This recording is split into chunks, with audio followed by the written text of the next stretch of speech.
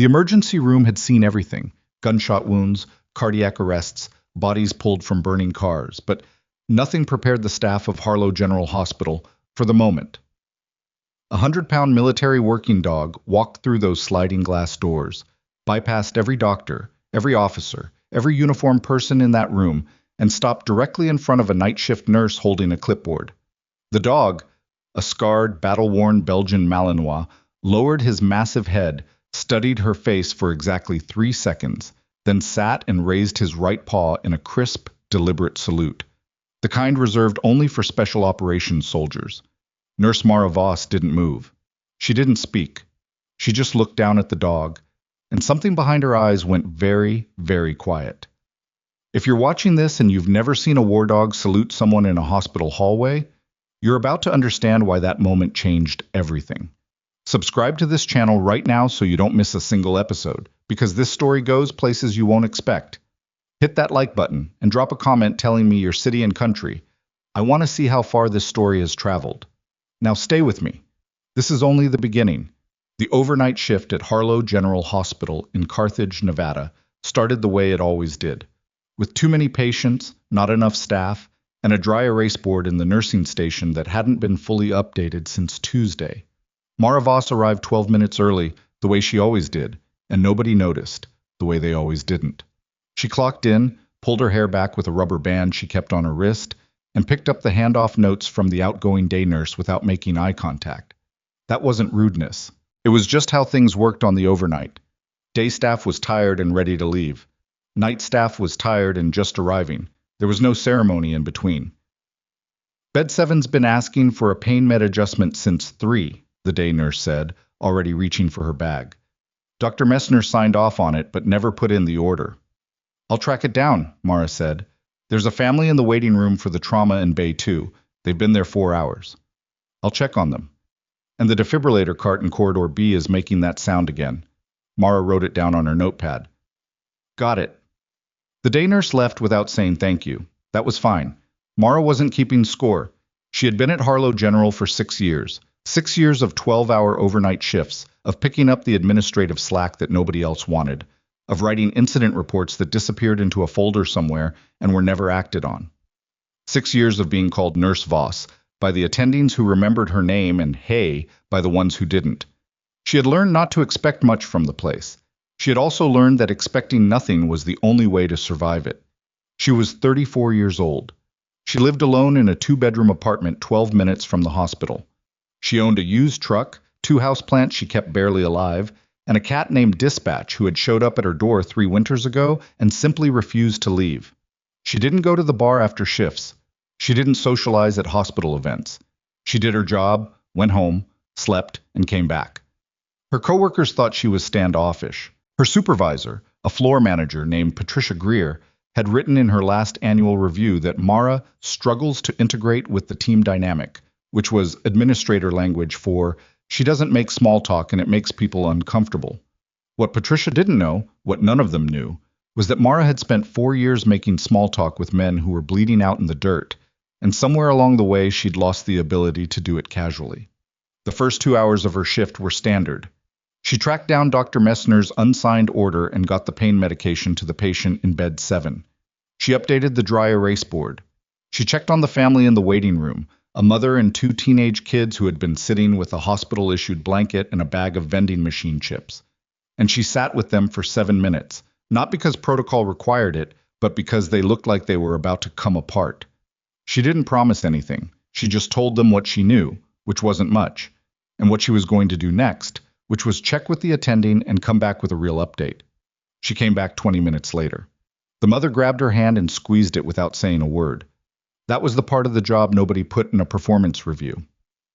Around midnight, Patricia came by the nursing station with the kind of clipboard-in-hand energy that meant something administrative was happening that Mara wasn't going to like. "Can I have a minute?" Patricia said, which was never actually a question. Mara set down a chart. "Sure."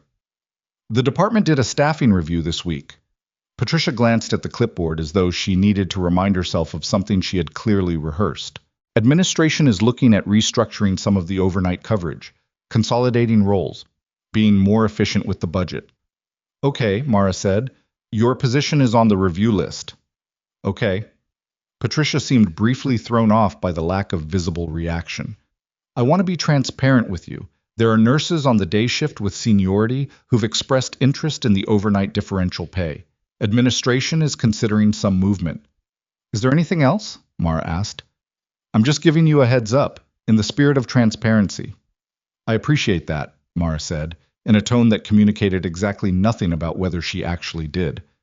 Was there anything clinical you needed, or... No, that was it. Okay. Thanks, Patricia. She picked up the chart again. Patricia stood there for a half-second too long, then left. Mara looked at the nursing station counter for a moment. 6 years. She thought about what it would feel like to be angry about it, and found that the anger didn't come the way she expected. What came instead was something older and quieter, the specific exhaustion of a person who had been underestimated so many times they'd stopped being surprised by it. She went back to work. The trauma case came in at 1:47 a.m. She heard the ambulance bay doors before the radio crackled. She always did, something in her that tuned automatically to the frequency of movement and urgency, a calibration that had nothing to do with nursing school. She was already moving toward Bay 1 when the paramedics came through with the gurney. The patient was a man, mid-30s, large across the shoulders, with the kind of physical build that came from years of structured, purposeful conditioning rather than a gym membership. He had a through-and-through gunshot wound to the left thigh, secondary lacerations on his forearm, and the controlled, deliberate breathing pattern of someone who had been taught how to manage pain in environments where making noise wasn't an option. He was also, despite losing a significant amount of blood, completely conscious and completely focused. He wouldn't let us put him under, the lead paramedic said, slightly exasperated. We got an IV line in, but he kept telling us not to push anything. Name? Mara asked, reaching for his wrist to check pulse. Declan Rourke, the man said, before the paramedic could answer. His voice was level, not calm exactly, too alert for calm, but controlled. Staff Sergeant, I need to know where they're bringing my dog. Mara's hand paused for less than a quarter of a second on his wrist. Your dog, she said. His name is Coda. Military working dog, K9 unit. He was in the second ambulance. I don't have any information about... He doesn't let strangers handle him. Rourke looked at her directly. His eyes were dark and steady and very tired. He'll hurt someone if they don't know what they're doing. Let's get you assessed first, she said, and went back to work. Dr. Owen Strathmore arrived 3 minutes later, Chief of Emergency Surgery, 52 years old, confident in the specific way that people who have never genuinely been wrong about anything important tend to be confident. He was a good surgeon. Mara had worked with him long enough to know that. He was also the kind of doctor who spoke to nurses the way a person speaks to an appliance. Functional acknowledgement, nothing more. What do we have? He said, not a question. Mara ran through the vitals and the injury pattern in under 40 seconds. Strathmore nodded, glanced at the chart she'd started, then turned to the surgical resident who had materialized behind him. Get imaging. I want to see if there's any vascular compromise before we go in. He looked at Rourke. Sergeant, you need to let my team... Where's my dog? Rourke said. This is a hospital, Strathmore said, in a tone that suggested the word hospital should have settled the matter entirely. Any animals on premises need to go through. The doors to the ambulance bay opened again. What came through them was not what any of them expected. The dog was a Belgian Malinois, maybe 85 pounds, with a scarred muzzle and a tactical vest that hadn't been removed. He was on a lead held by a second paramedic who was visibly working very hard to look like he was in control of the situation and failing at it completely. The dog wasn't pulling, he wasn't lunging, he wasn't making a sound. He was simply moving with the fixed, deliberate intention of an animal who knew exactly where he was going and had already decided that nothing in his path was going to change that. He scanned the room. The trauma bay, the nurse's station, the 2 residents who'd come to observe, Dr. Strathmore, the lead paramedic, the night security guard who'd materialized near the door. All of it was swept by those dark, measuring eyes in about 2 seconds. And then the dog stopped. He had found Mara. She had gone very still. The dog dropped the lead from the paramedic's grip, not pulled it, just moved in a way that made the lead slide free, and walked across the trauma bay floor with the unhurried certainty of an animal operating on information that no one else in the room possessed. He stopped in front of Mara. He looked up at her. Then he sat, raised his right paw in a gesture that was deliberate and unmistakable, and held it there. It was a salute, a military salute. Precise, trained, intentional. Nobody moved. What the? One of the residents started. Coda, Rourke said from the gurney, and there was something in his voice that hadn't been there before. Not surprise exactly, but something like recognition. Easy. The dog lowered his paw. He did not move away from Mara. Mara looked down at Coda for exactly the length of time it took her to put something back behind her eyes, and then she looked up at the room and said, in her normal, even voice, "Let's get the sergeant to imaging." Nobody moved for another full second.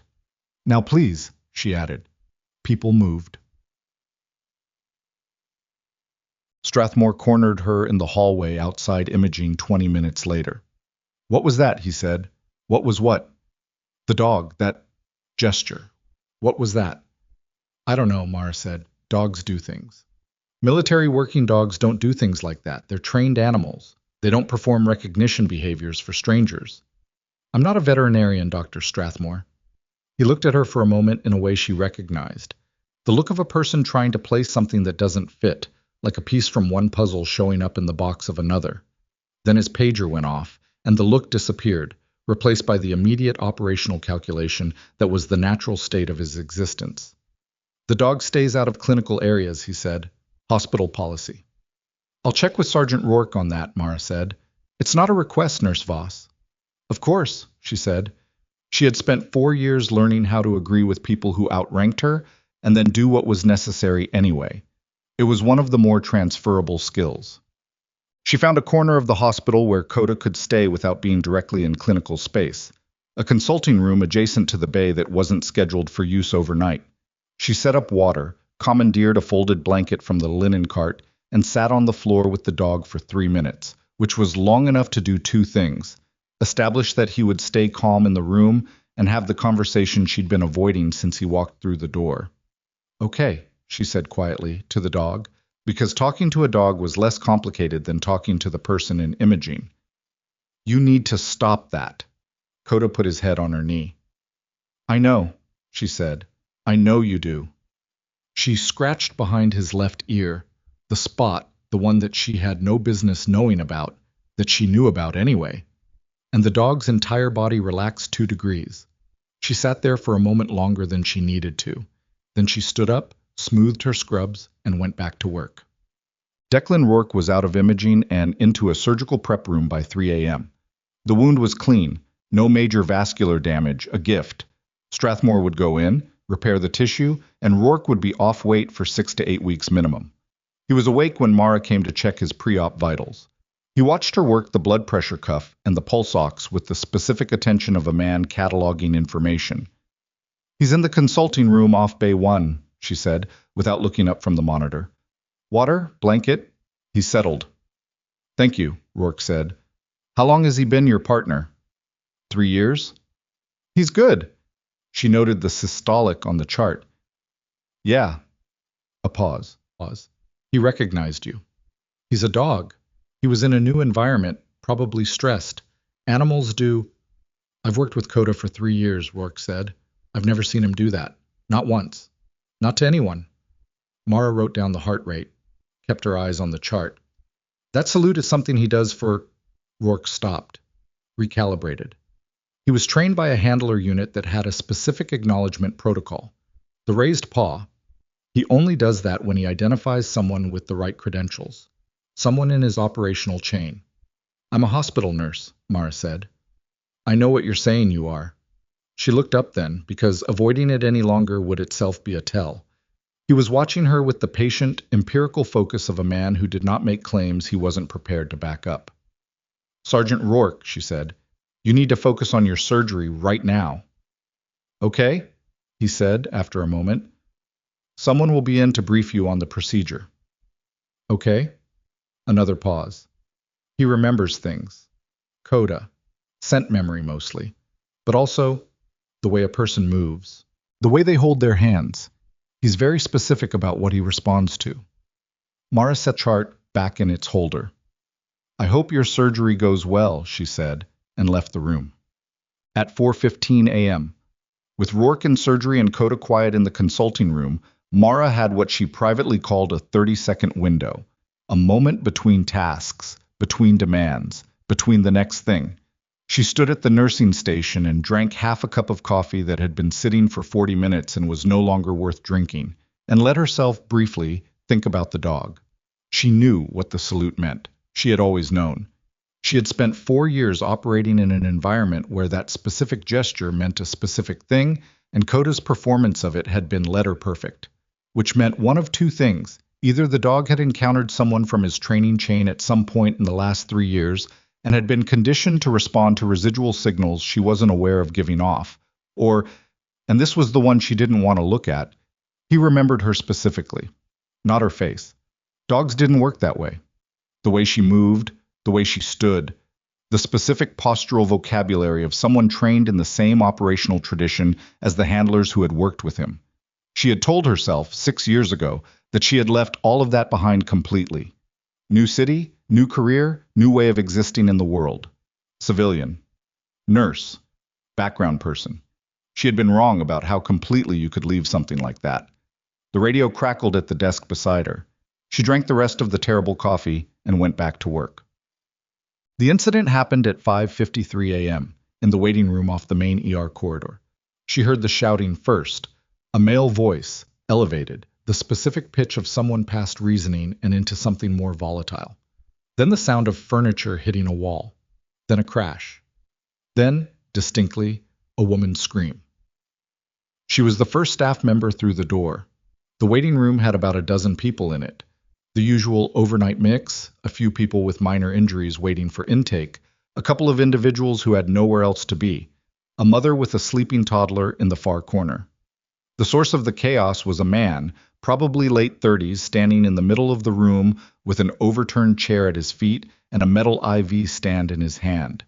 He'd pulled it from somewhere, maybe the corridor, maybe he'd walked out of a room. He was sweating, shaking slightly, his eyes moving in a pattern Mara had seen before and did not like. Everyone needs to leave, he was saying loudly, to no one and everyone. I told them what was happening and nobody listened. Nobody listens. You don't listen. He swung the IV stand at nothing. The people closest to him flinched back hard. The security guard who'd been on the main door appeared behind Mara. She could hear him reaching for his radio. Don't, she said quietly to the guard. Not yet. Don't crowd him. Protocol says, I know what protocol says, give me 60 seconds.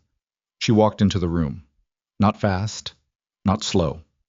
The pace of someone who was just moving from one place to another, nothing urgent about it, nothing alarmed. She angled her approach so she wasn't coming at him directly, off to the side, enough to be visible without being a target. She made herself physically smaller by degrees, shoulders down, hands open and visible at her sides, nothing in them. Hey, she said. Normal voice. Not loud, not soft. Just a voice in a room. You doing okay? He swung toward her. The IV stand came up. She didn't flinch.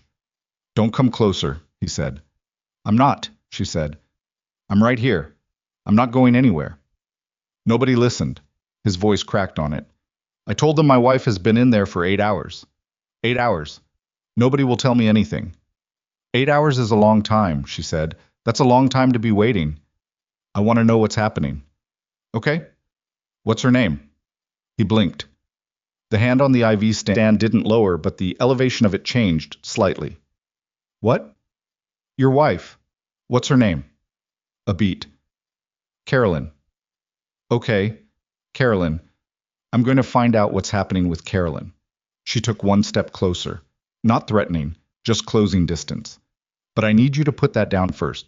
Not for me. For Carolyn. Because if something happens in here, I can't go find out anything. I'm stuck here. He looked at the IV stand like he'd forgotten he was holding it. You're scared for her, Mara said. That makes sense. Anyone would be. His arm came down. The IV stand hit the floor with a metallic clatter that made everyone in the room jump. The man sat down on the nearest chair like his knees had given out. He put his face in his hands. Mara crossed the room in 4 steps, crouched in front of him, and said quietly enough that only he could hear, She's going to know you were here fighting for her. That matters. She stood up, looked at the security guard, and nodded once. He came forward gently, and she went to find Patricia, who was in the hallway outside looking like she had aged 3 years in the last 4 minutes. I need someone to pull the status on a patient named Carolyn, Mara said, and send someone to sit with that man until we can get him connected to a social worker. Are you... What did you just do? Patricia said. My job, Mara said. Carolyn, can you pull the chart, or do you need me to do it? By the time the shift supervisor's debrief was done, 35 minutes, half of which Mara spent standing while Patricia wrote things down, it was past 6:30. The day staff were starting to arrive. The consulting room where Coda had been settled was going to be needed for actual consulting.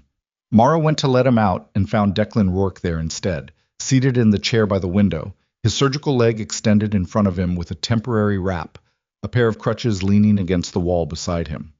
He was awake, post-anesthesia pale, with the focused effort of a man who had refused to be moved to a recovery room that was presumably where they'd tried to put him. Coda was sitting next to his chair. He looked up at Mara when she came in. You should be in recovery, she said. I'm recovering, Rourke said. I can see the dog from here. That's not what... I heard about the waiting room, he said. The guy with the IV stand. She pulled the door mostly closed behind her. News travels fast. Hospitals are social environments, he studied her. You know what most people do when someone raises a weapon at them? Get away from it, she said. Yeah, you walk toward it. I did my job. People kept saying that during my debrief too. I did what I had to do. I followed protocol. Anyone would have done the same. Well, he paused. They're wrong on the last one. Not everyone does the same thing. You knew exactly how to manage the distance. You knew exactly what to say to bring him down without making him feel cornered. You knew how to move so he didn't perceive you as a threat while you were closing on him. A beat. Where did you learn that? Nursing, she said. Mara, he said. She didn't answer. I'm not going to push you, he said. But I want you to know, whatever reason you have for being here, for being quiet about it, I've seen people make those choices, and I understand them. He looked at the dog. Coda's scent memory doesn't lie. He placed you in about 4 seconds. That means you were around his training unit long enough to leave a mark. Mara leaned against the doorframe. Outside, she could hear the day shift arriving. Voices, the rattle of a cart, someone's phone ringing. I need to finish my handoff notes, she said. Of course. She looked at Coda. The dog looked back at her with the dark, steady patience of an animal who had already decided something and was content to wait for the humans to catch up. She left the room.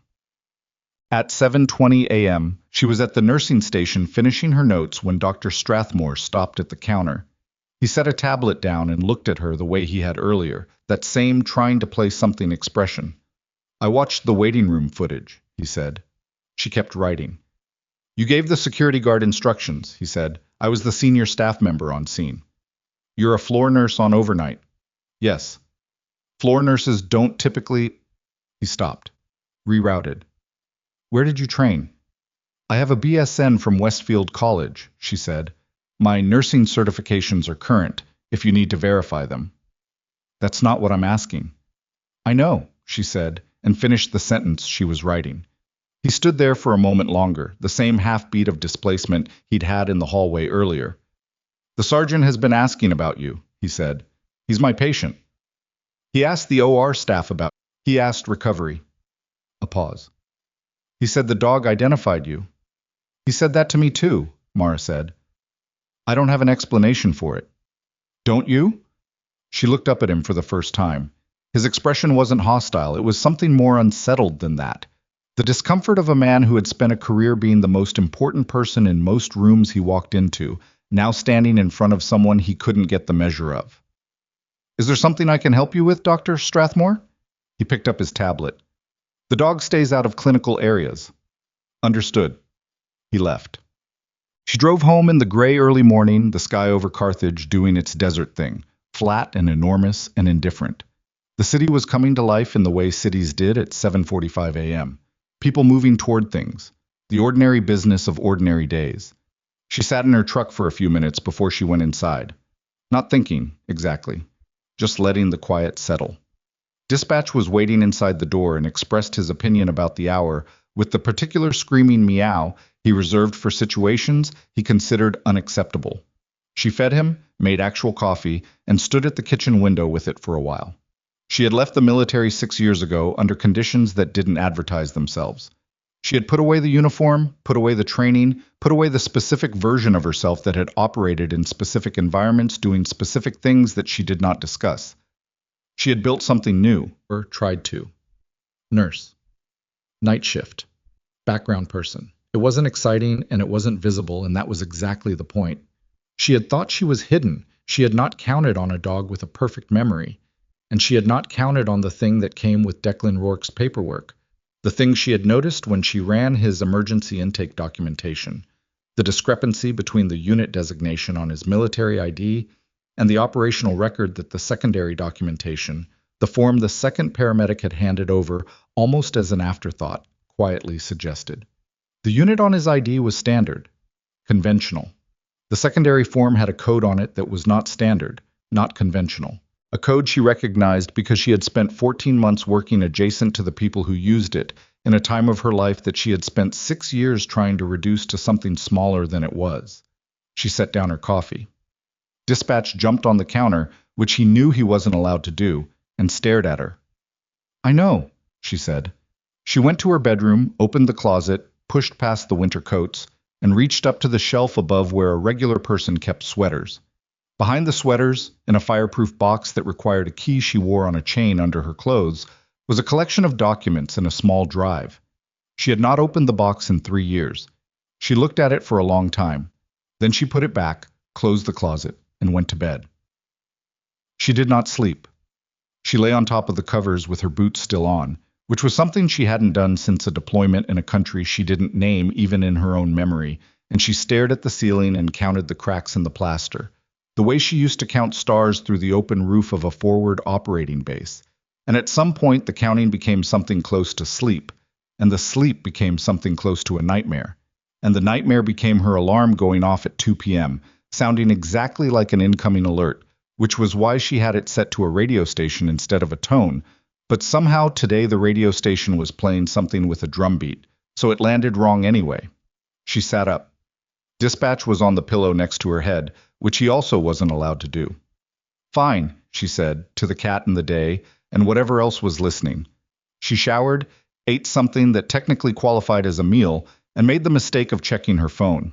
There were 2 missed calls from a number she didn't recognize, no voicemail. The calls had come in at 9:17 and 11:42 a.m., both while she was attempting to sleep. Unknown numbers calling twice with no message was a specific kind of communication. It meant someone knew she would recognize the behavior, which meant someone who knew how she operated, which meant someone who knew more about her than a person living her current life should have had to worry about. She set the phone face down on the counter.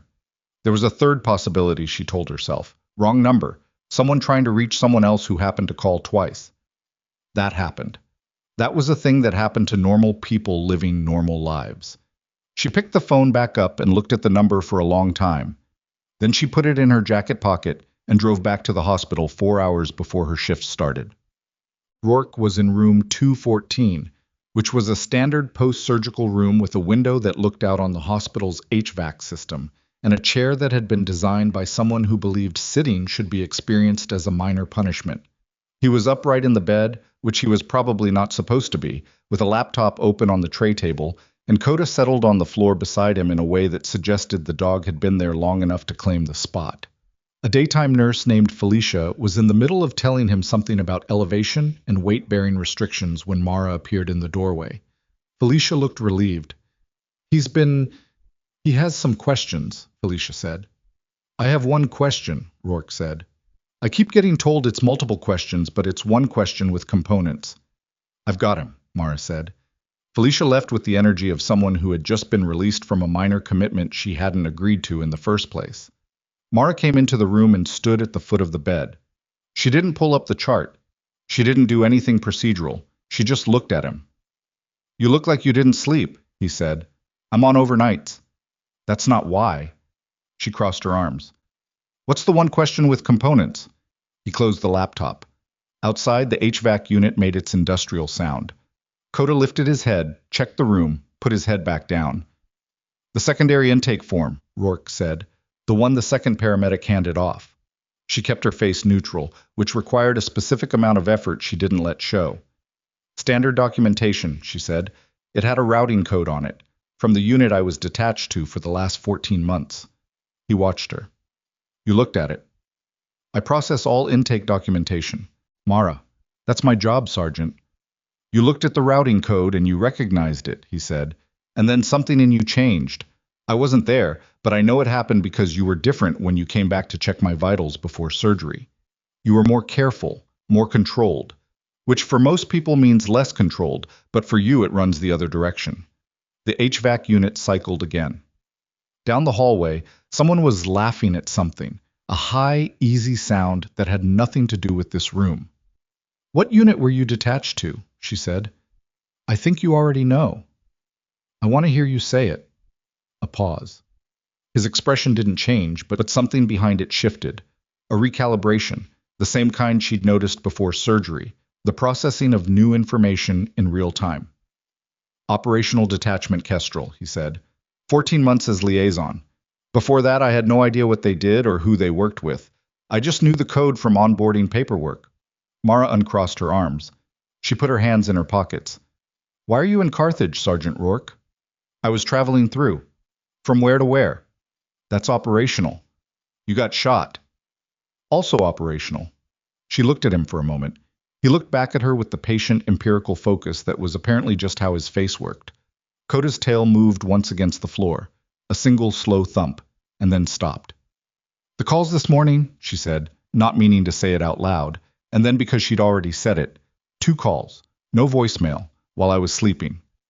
Something changed in his expression. Not alarm exactly. The professional cousin of alarm.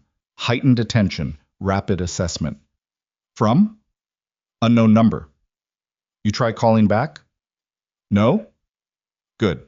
He sat forward slightly, which pulled at whatever they'd done to his leg, and he absorbed that without visible complaint. How long have you been in Carthage? 6 years? And before that? You know before that, she said. Coda told you. He nodded slowly. I know you were adjacent to Kestrel at some point. I know you left the service. I know you built something quiet here, and you've been maintaining it for 6 years. He paused. I also know that Kestrel had a serious internal incident about 7 years ago. Something that ended careers. Something that certain people have been trying to manage the paperwork on ever since. The room got quieter than it had any right to be. I'm a hospital nurse, Mara said, on the overnight. I know what you're saying. I'm going to check on my other patients now. Mara. His voice didn't rise. It just landed with more weight than the words should have carried. Someone already knows where you are. The calls this morning. That's a specific kind of contact. That's not coincidence, and I think you know it. She stood at the door with her hand on the frame. Get some rest, she said. Keep your leg elevated. If you develop fever or increased swelling at the surgical site, press the call button. She left before he could say anything else. The rest of the afternoon was administrative. She wasn't technically on shift yet, which meant the floor-charged nurse looked at her sideways when she showed up and asked if she needed something. Mara said she'd left personal items in her locker, which was true, and used the time to sit in the break room with a cup of coffee and think through what she actually knew versus what she was inferring. What she knew, Declan Rourke was military, special operations adjacent, detached to a unit she recognized. His dog had identified her using trained behavioral recognition. Someone had called her personal cell twice that morning. What she was inferring, the calls were connected to Rourke's presence. Someone knew he'd ended up at Harlow General. Someone knew she worked there. What she was not letting herself think about yet, the box in the back of the closet, the drive inside it, and the 14 months of her life that the drive represented. She drank the coffee and watched the break room clock and told herself that 2 unknown calls could be a million things, and that Coda's recognition could be explained by residual scent markers she wasn't conscious of, and that Rourke's unit code on the secondary form could be administrative coincidence. She was good at not believing herself when she was wrong. At 6:45, 45 minutes before her shift officially started, she changed into her scrubs and came out onto the floor. Patricia was at the nursing station. She saw Mara and her expression did the thing it had been doing since the waiting room incident. A complex negotiation between her administrative instinct to establish hierarchy and her apparent inability to fully look Mara in the eye since watching the footage. "You're early," Patricia said. "Wanted to do a thorough handoff review." "That's fine." "Yes." A pause. "The department head wants to set up a formal debrief about last night, the waiting room situation." "Of course. It'll probably be next week." "That's fine. Dr. Strathmore may be included." "Also fine." Patricia looked at her notepad. "You know the review of your position is still, the staffing restructure is still ongoing." "I know," Mara said. "Last night doesn't change the budget parameters." "I understand. I just want to be transparent." "You mentioned," Mara said pleasantly. Patricia wrote something down that probably wasn't anything important. The first half of the shift was busy in the routine way. A steady intake of the overnight's usual population, nobody dying, 2 minor traumas, a pediatric case that required a specialist consult, and a prolonged situation with a patient in room 7 who had decided that 3 a.m. was an appropriate time to attempt to leave the hospital in a gown and no shoes, which required 20 minutes of patient, firm conversation and resulted in the patient returning to bed under her own power, which Mara logged as a patient education interaction and moved on. She checked on Rourke twice. Both times he was awake. Both times Coda tracked her movement into the room with those dark, deliberate eyes. The first check was clinical. Vitals, surgical site, fluid intake. The second, just before midnight, he stopped her on her way out. "I made some calls this afternoon," he said. She turned around. "The number that called you this morning," he said. "I had someone run it."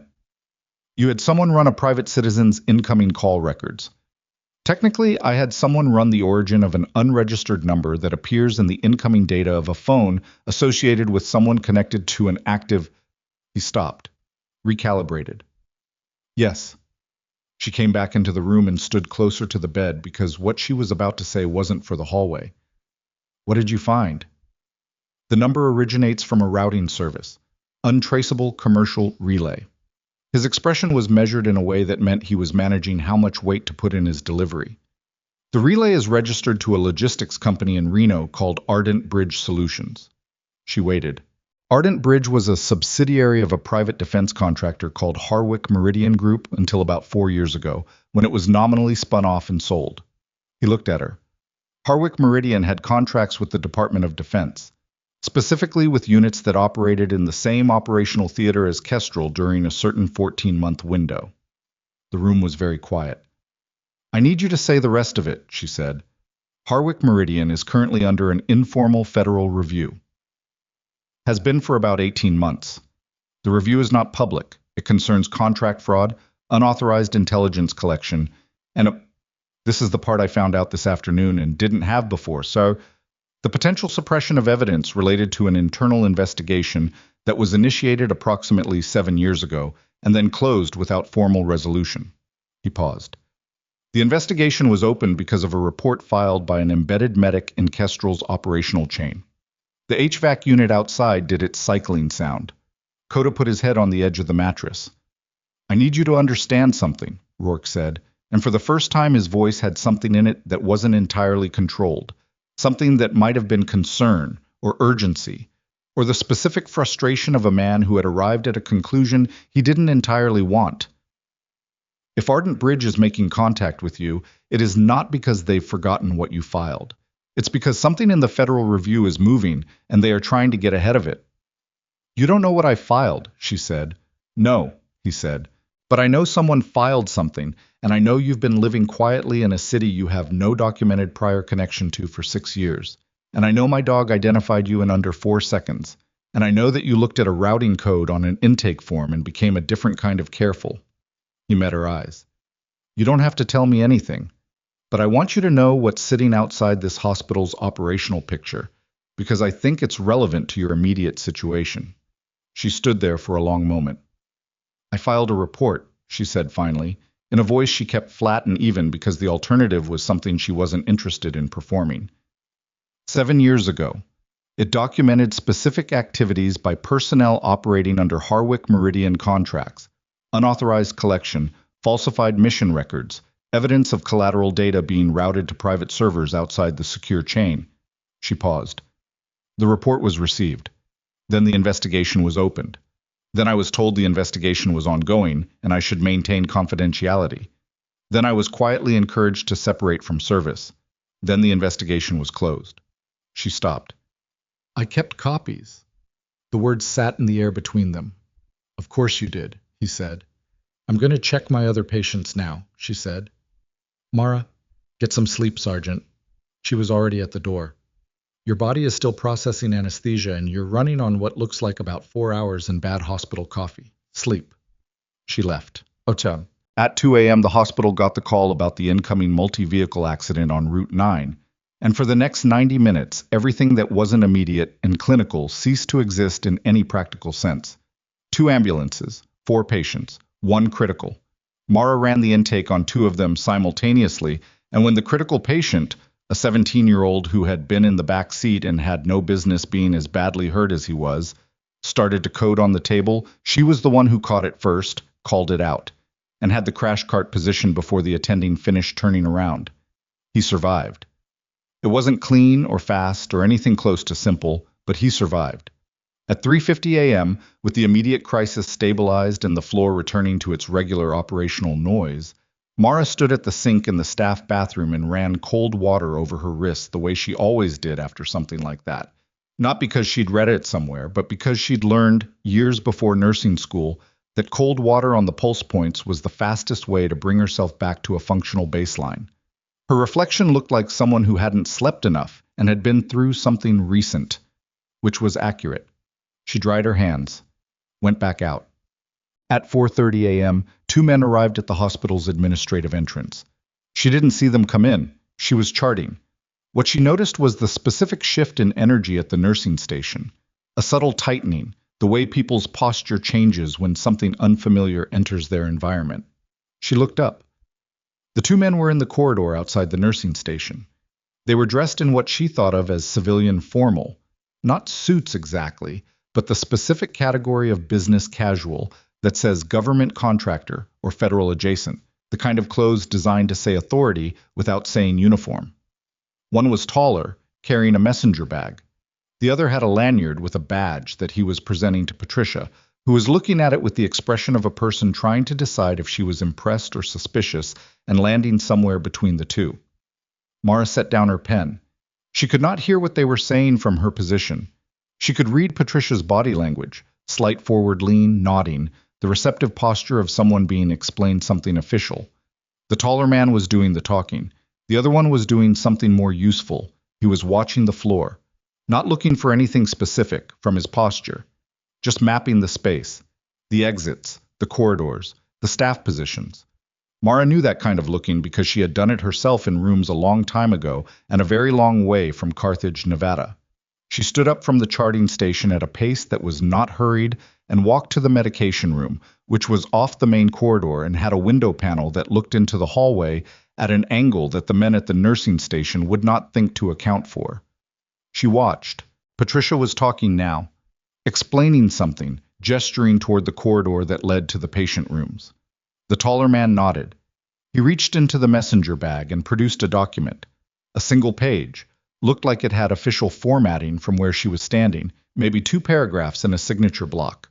Patricia read it, looked up, read it again. Then Patricia pointed down the corridor, toward room 214. Mara stayed at the window for exactly 3 more seconds, long enough to confirm what she was seeing and make a decision about it. Then she walked out the back of the medication room, through the supply corridor, and into the stairwell. She took the stairs to the 2nd floor in the time it would have taken the elevator to open its doors, moved through the quiet of the overnight 2nd floor to room 214, and pushed the door open without knocking. Rourke was awake. He had been awake. Coda was on his feet. 2 men, she said, keeping her voice low. Administrative entrance. They showed Patricia a document. She just sent them to your room. He didn't ask her if she was sure. He didn't ask her what the document said. He sat up and swung his legs to the side of the bed with the controlled, deliberate movement of someone who had done operational pivots on worse injuries than a sutured thigh. How long? 2 minutes, maybe less. The bag the tall one was carrying? Messenger bag. Could be documents. Could be equipment. I couldn't tell from the angle. He reached for the crutches. Coda. The dog was already beside him. I need you to listen to me, Mara said, and the thing in her voice that came out wasn't the nurse voice or the floor voice or any of the voices she'd constructed over 6 years of building herself into someone unremarkable. It was something older than all of them. Whatever document they showed Patricia, it is not what they told her it was. Those men are not who they said they were. Rourke looked at her. How do you know? He said. Because the tall one was watching exits, she said. Official visitors watch the person they're talking to. His partner was watching the room. She met his eyes. I know the difference. Okay, he said. No hesitation. There's a service corridor on the east side of the second floor. It connects to a utility stairwell that exits near the ambulance bay. She thought fast, thinking through the building the way she had thought through it every single night for 6 years, without ever having a reason to articulate why. It takes about 3 minutes to reach from here. Can you manage 3 minutes on those crutches? I've managed worse. Your stitches are 48 hours old. I've managed worse, he said again, and something in his voice said, this is not a negotiation, which she recognized because she'd used that tone herself. Coda stays close, she said. Don't go to the ambulance bay. Go left. There's a covered equipment loading area. Stay there until I come to you. And you? I'm going back to the floor. He looked at her for a second. Mara, they don't know I know anything, she said. If I disappear, they'll be looking for both of us. If I'm on the floor doing my job, they have to go through official channels to get to me, which buys time. She paused. Go. Now. He went. Coda moved beside him without a sound, the dog's paws silent on the corridor floor as Mara held the room door and watched them reach the service corridor entrance. Rourke moved faster on the crutches than she had calculated. Not clean, not painless, but fast, and quiet, and purposeful. She let the door close. She took the main stairs back to the first floor, walked back onto the floor through the medication room, returned to the charting station, picked up her pen, and was in the middle of a documentation entry when the two men arrived at the nursing station. Patricia was with them. Patricia looked at Mara with an expression that was trying to be professional and landing closer to anxious. Nurse Voss, she said, these gentlemen are from the hospital's regional compliance office. They need to speak with you about a patient documentation matter. Mara looked up from the chart. She looked at the two men. The tall one with the messenger bag smiled at her. It was the kind of smile that had been practiced enough to look like something it wasn't. Friendly, administrative, harmless. Nurse Voss, he said. Sorry to come by at this hour. We just have a few questions about a patient admitted last night. He paused. A Sergeant Declan Rourke. Mara set down her pen. Of course, she said, in her most professionally cooperative voice. Let me just finish this entry. She wrote one more line on the chart. Something clinically meaningless, just her hands doing a job while her mind ran a rapid, precise calculation about what she was going to say, what she was going to deny, and exactly how much time she needed to make sure Rourke was clear of the building before the taller man opened that messenger bag and showed her whatever was really inside it. The tall man's name, he said, was Garrett Lund. He said it the way people say names when the name is supposed to mean something, with a slight pause after, the conversational equivalent of a letterhead. His partner didn't offer a name at all, which told Mara more than the name would have. Patricia had produced a small conference room off the main corridor, the kind used for family meetings, with a round table and 4 chairs and a box of tissues on the windowsill that nobody ever wanted to be the person to use. Lund sat across from Mara. The nameless partner stood near the door, which was not where you stood if you were a compliance officer conducting an administrative interview. You stood there if you were watching the exit. We appreciate you taking the time, Lund said. He had the messenger bag on the table in front of him, unzipped but closed. We'll keep this brief. Of course, Mara said. What's the documentation issue? Sergeant Rourke's intake forms. Lund opened a folder. Paper, she noticed, not a tablet, which was another tell. Paper didn't have metadata.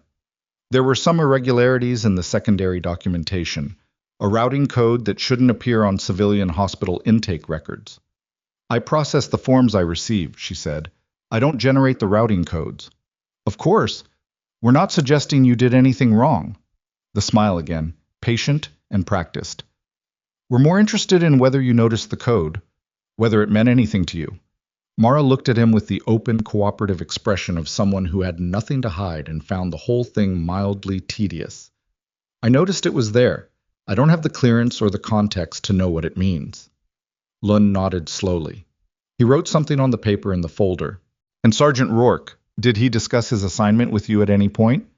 He asked about his dog. Nothing operational? He's a post-surgical patient. We discussed pain management and discharge timelines. The nameless partner shifted his weight near the door. It wasn't visible to anyone who wasn't looking for it. Mara was looking for it. One more thing, Lund said. He reached into the messenger bag and produced a second document. This one, a single photograph, printed in color on plain paper. He set it on the table, facing her. Do you recognize this individual? The photograph showed a man she didn't recognize, middle-aged, standing outside what looked like a government building.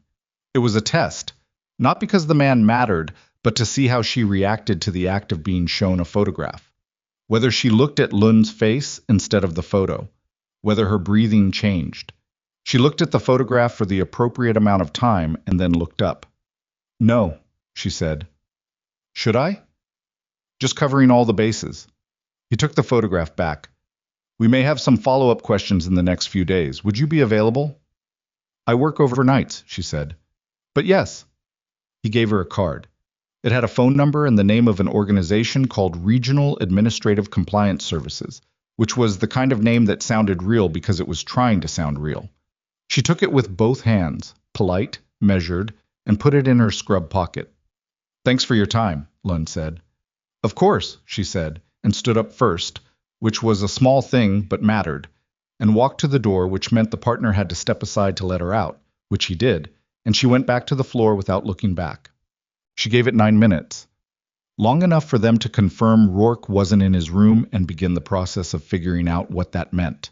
Long enough for them to move from question mode to problem-solving mode, which would shift their attention from her to the building's exits.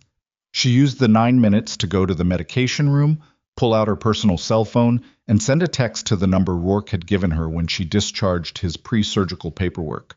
The number she had written in her personal notes as a clinical contact and had told herself meant nothing beyond that.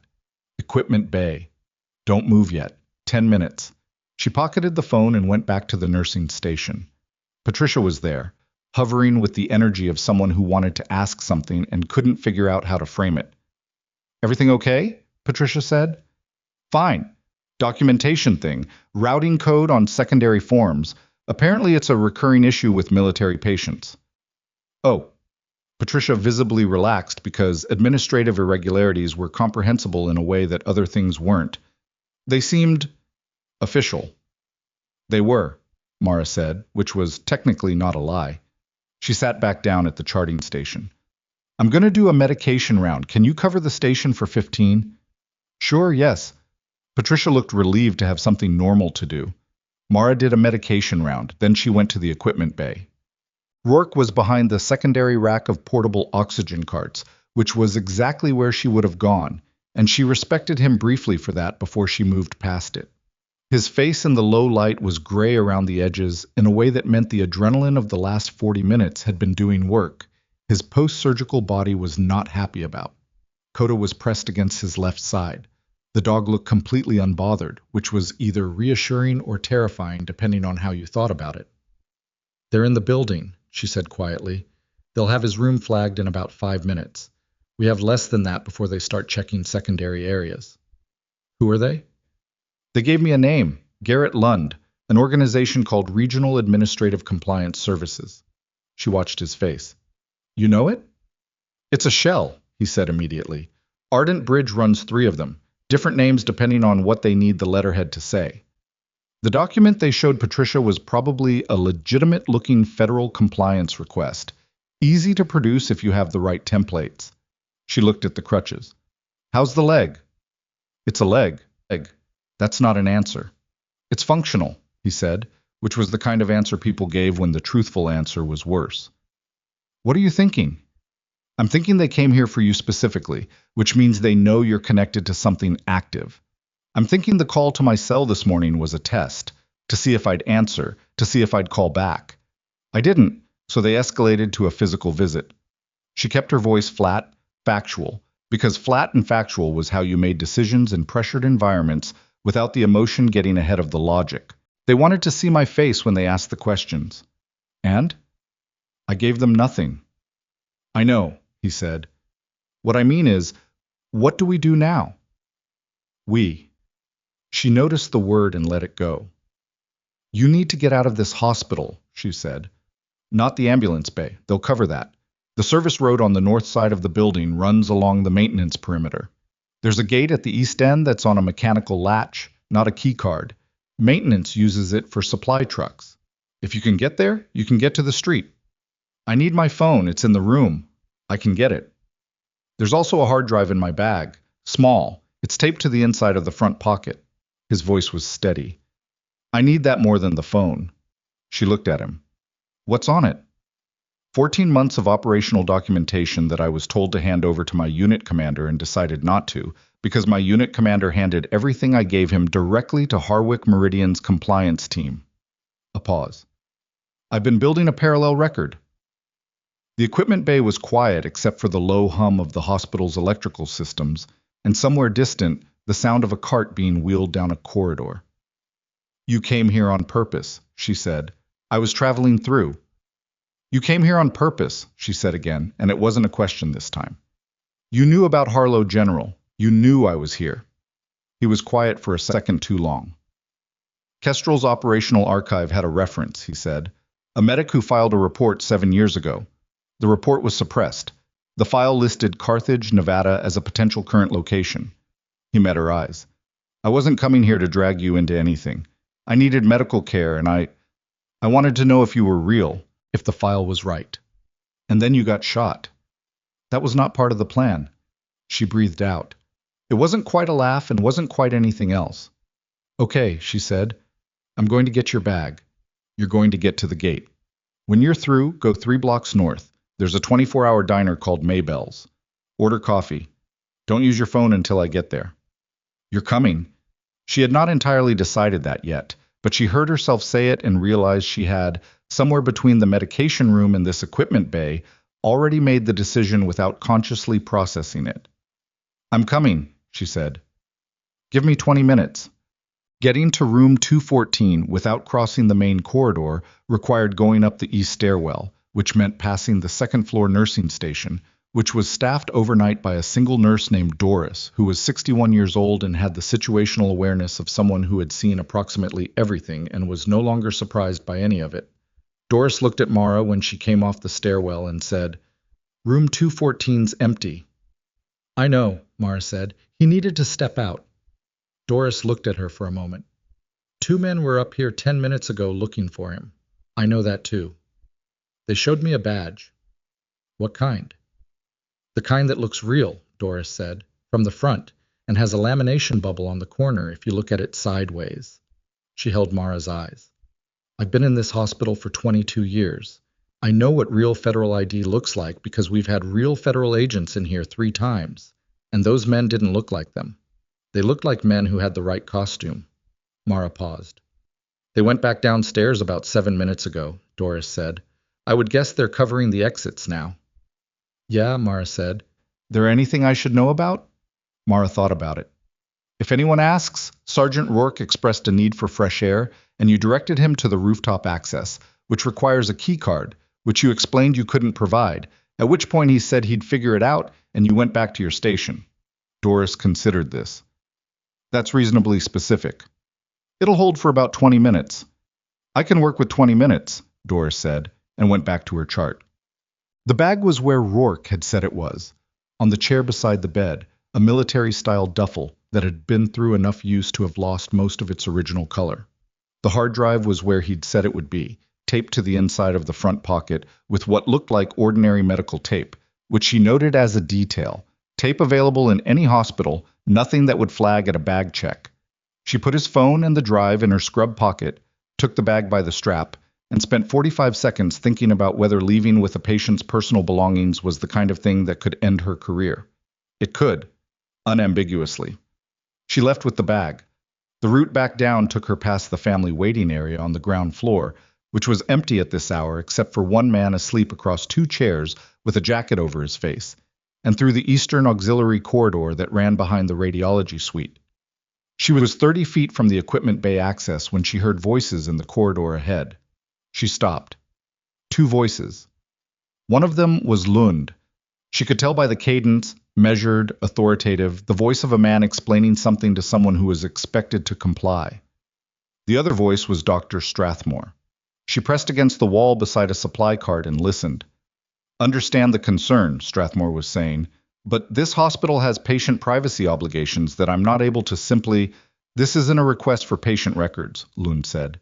"We're asking whether any staff members have had unauthorized contact with the patient outside of documented clinical interactions. I'm not sure what that means in practice. It means whether anyone stayed late, whether anyone had conversations they didn't log, whether anyone accessed the patient's secondary intake documentation beyond what their role required." A pause. "You're talking about one of my nurses." "I'm talking about due diligence. Nurse Voss has been on staff here for 6 years. She's one of the—" Strathmore stopped, recalibrated. "She's a competent staff member." "I'm sure she is." Lund's voice was patient. "We just need to understand her movements tonight. This feels like something that should go through our legal counsel." "Of course it should," Lund said agreeably. "And it will. We're just trying to establish a basic operational picture before we escalate to formal requests, which would take time and cause disruption for everyone. I'm sure that's not what you want for your department." The specific pressure of that last sentence, the friendly implication that formal escalation would be inconvenient, that cooperation now would keep things simple, landed in the corridor with the practiced ease of something that had been used before, in other corridors, on other people. Mara heard Strathmore take a breath. "I'll need to see your credentials again," he said. "Of course," Lund said. She moved. Not fast, smooth, deliberate, the pace of someone who belonged in the corridor and had somewhere to be. She reached the equipment bay, went through, and didn't exhale fully until the door closed behind her. She made it to the gate in 4 minutes. Maybell's Diner was the kind of place that existed in the specific ecology of hospital-adjacent streets, open at all hours because the people who needed it worked at all hours, with coffee that had been sitting long enough to have opinions about it, and a counter staff who had seen enough overnight distress to be comprehensively unsurprised by it. Rourke was in the back booth, Coda was under the table. The waitress, to her credit, had apparently decided that what she didn't notice wouldn't require a policy decision. Mara slid into the booth across from him, put his bag on the seat beside her, and pushed his phone and the drive across the table. He looked at her. "Strathmore is talking to Lund," she said. "He's not doing it willingly, but he's doing it. How long before they flag your car?" "I walked." She picked up a menu she didn't intend to use. "I think they don't know yet what I know. They're still in information gathering mode. That changes the moment someone in that building tells them you're gone." He pocketed the drive. "I need to make a call." "Who?" "Someone in the investigative chain for the Federal Review. Someone who's actually in the review, not managing around it." He turned the phone over in his hands. "The problem is, I don't know how deep the information management goes. If Harwick Meridian has someone in the review chain, which I think they do, making a call from this phone right now tells them exactly where we are." "Use mine," she said. "It's a different number. They've seen it once, but they won't have it flagged for location tracking yet. That takes longer than they've had." He took her phone. She turned the menu over and studied the back of it, which had a history of Maybell's that began in 1987 and featured a photograph of the original owner looking pleased with himself. "Mara," he said. She looked up. "The evidence you kept," he said. "The copies from 7 years ago, combined with what's on this drive."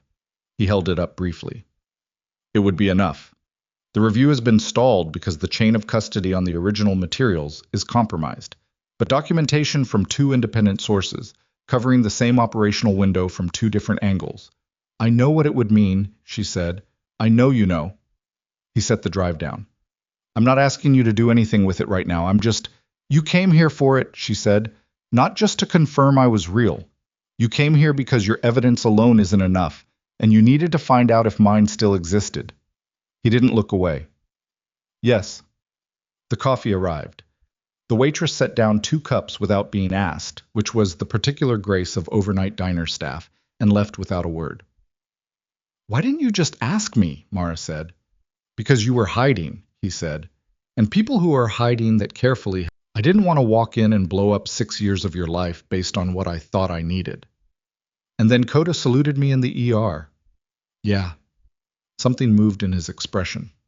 And then Coda saluted you in the ER, and I realized that whatever I'd planned to do carefully was probably already in motion. She looked at her coffee. It was bad. She drank it anyway. Who do you want to call? She said. A woman named Specialist Lena Ferris.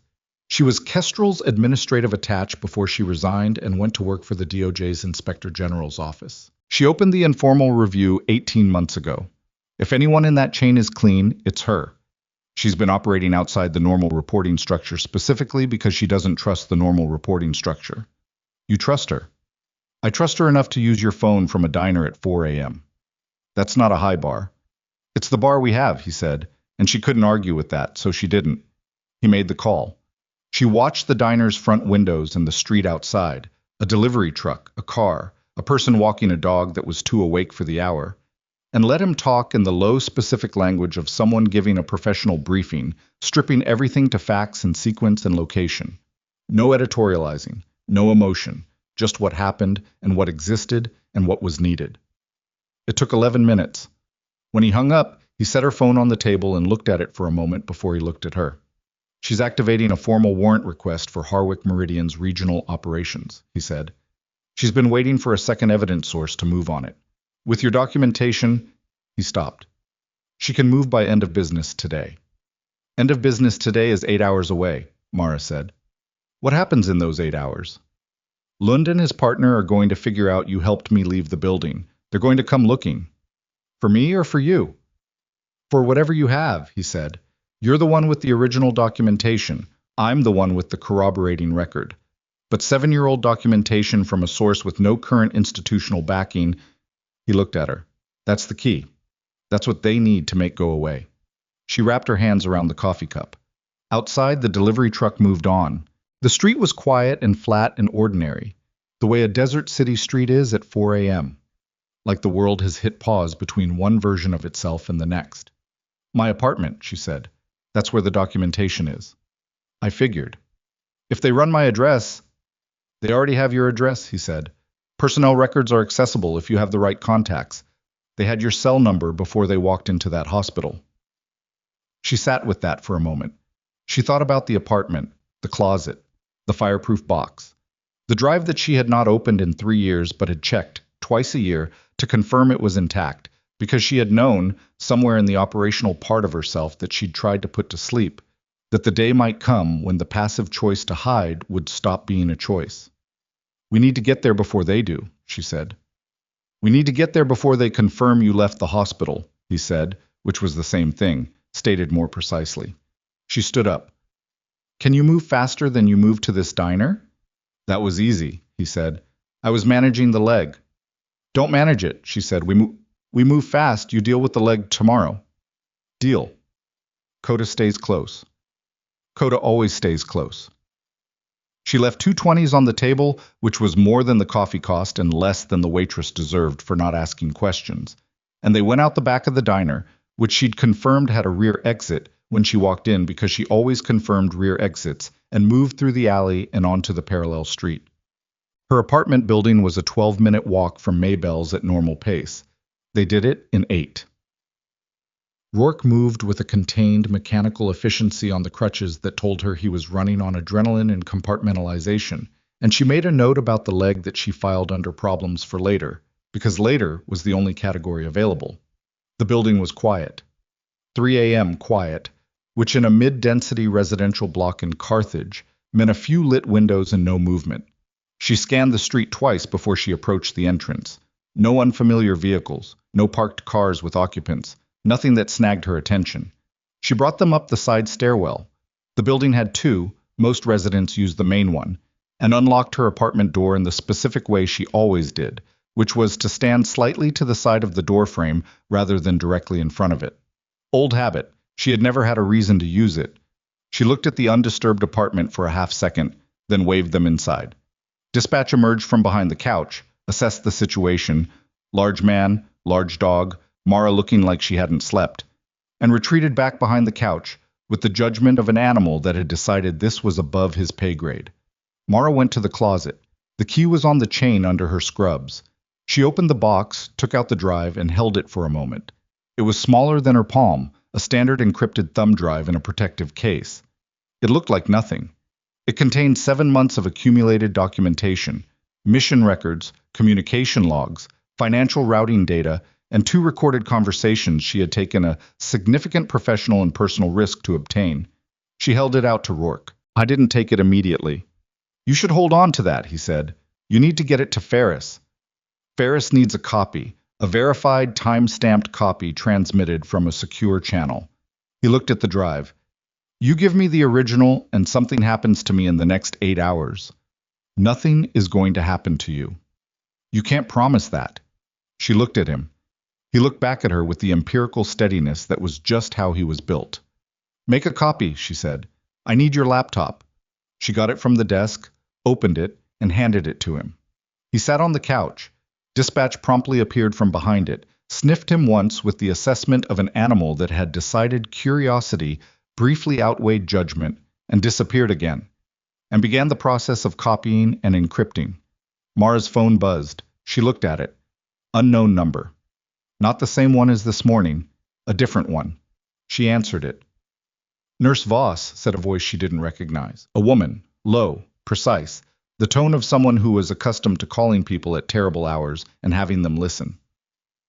My name is Lena Ferris. Sergeant Rourke gave me this number 20 minutes ago. I need you to hear me very carefully. I'm listening, Mara said. The warrant request I initiated tonight has triggered an automatic notification protocol within the DOJ case management system. A pause. I wasn't aware of that protocol because it was added to my case file 7 months ago without my knowledge. What that means is that someone with access to the internal case management system received a notification when I activated the request. Mara felt the specific, cold clarity of a calculation completing. How long ago? She said. 40 minutes. Maybe 45. Rourke looked up from the laptop. He read her face. They know we contacted you, Mara said to him, her hand over the phone's speaker. They know we're moving 40 minutes ago. Which means they know we're not in the hospital anymore, he said. And they know we're building a case. She brought the phone back to her ear. Ms. Ferris, she said, we have the documentation, both sources. How fast can you get someone to our location? I have a team in Reno that can be in Carthage in... A brief pause, the sound of rapid calculation. 3 hours. 3.5. 3.5 hours. Okay, Mara said. Can you stay secure for that long? She looked at her apartment, the door with its single deadbolt. The windows she had never once considered as vulnerabilities because she had spent 6 years telling herself she wasn't someone who needed to think about windows as vulnerabilities. We'll manage, she said. She hung up and turned to Rourke. I was already closing the laptop, the copy complete, the drive in his hand. 3.5 hours, she said. Okay. Lund knows we're not in the hospital. He knows we made contact with Ferris. He's going to move to your last known location, which is this building in, she calculated, 15 minutes. Maybe 20 if traffic is bad, which it won't be at this hour. The calculation landed between them in the quiet apartment. Secondary location, Rourke said. I don't have one. Neither do I. He stood, tested the leg, absorbed whatever the leg had to say about that. Hospital?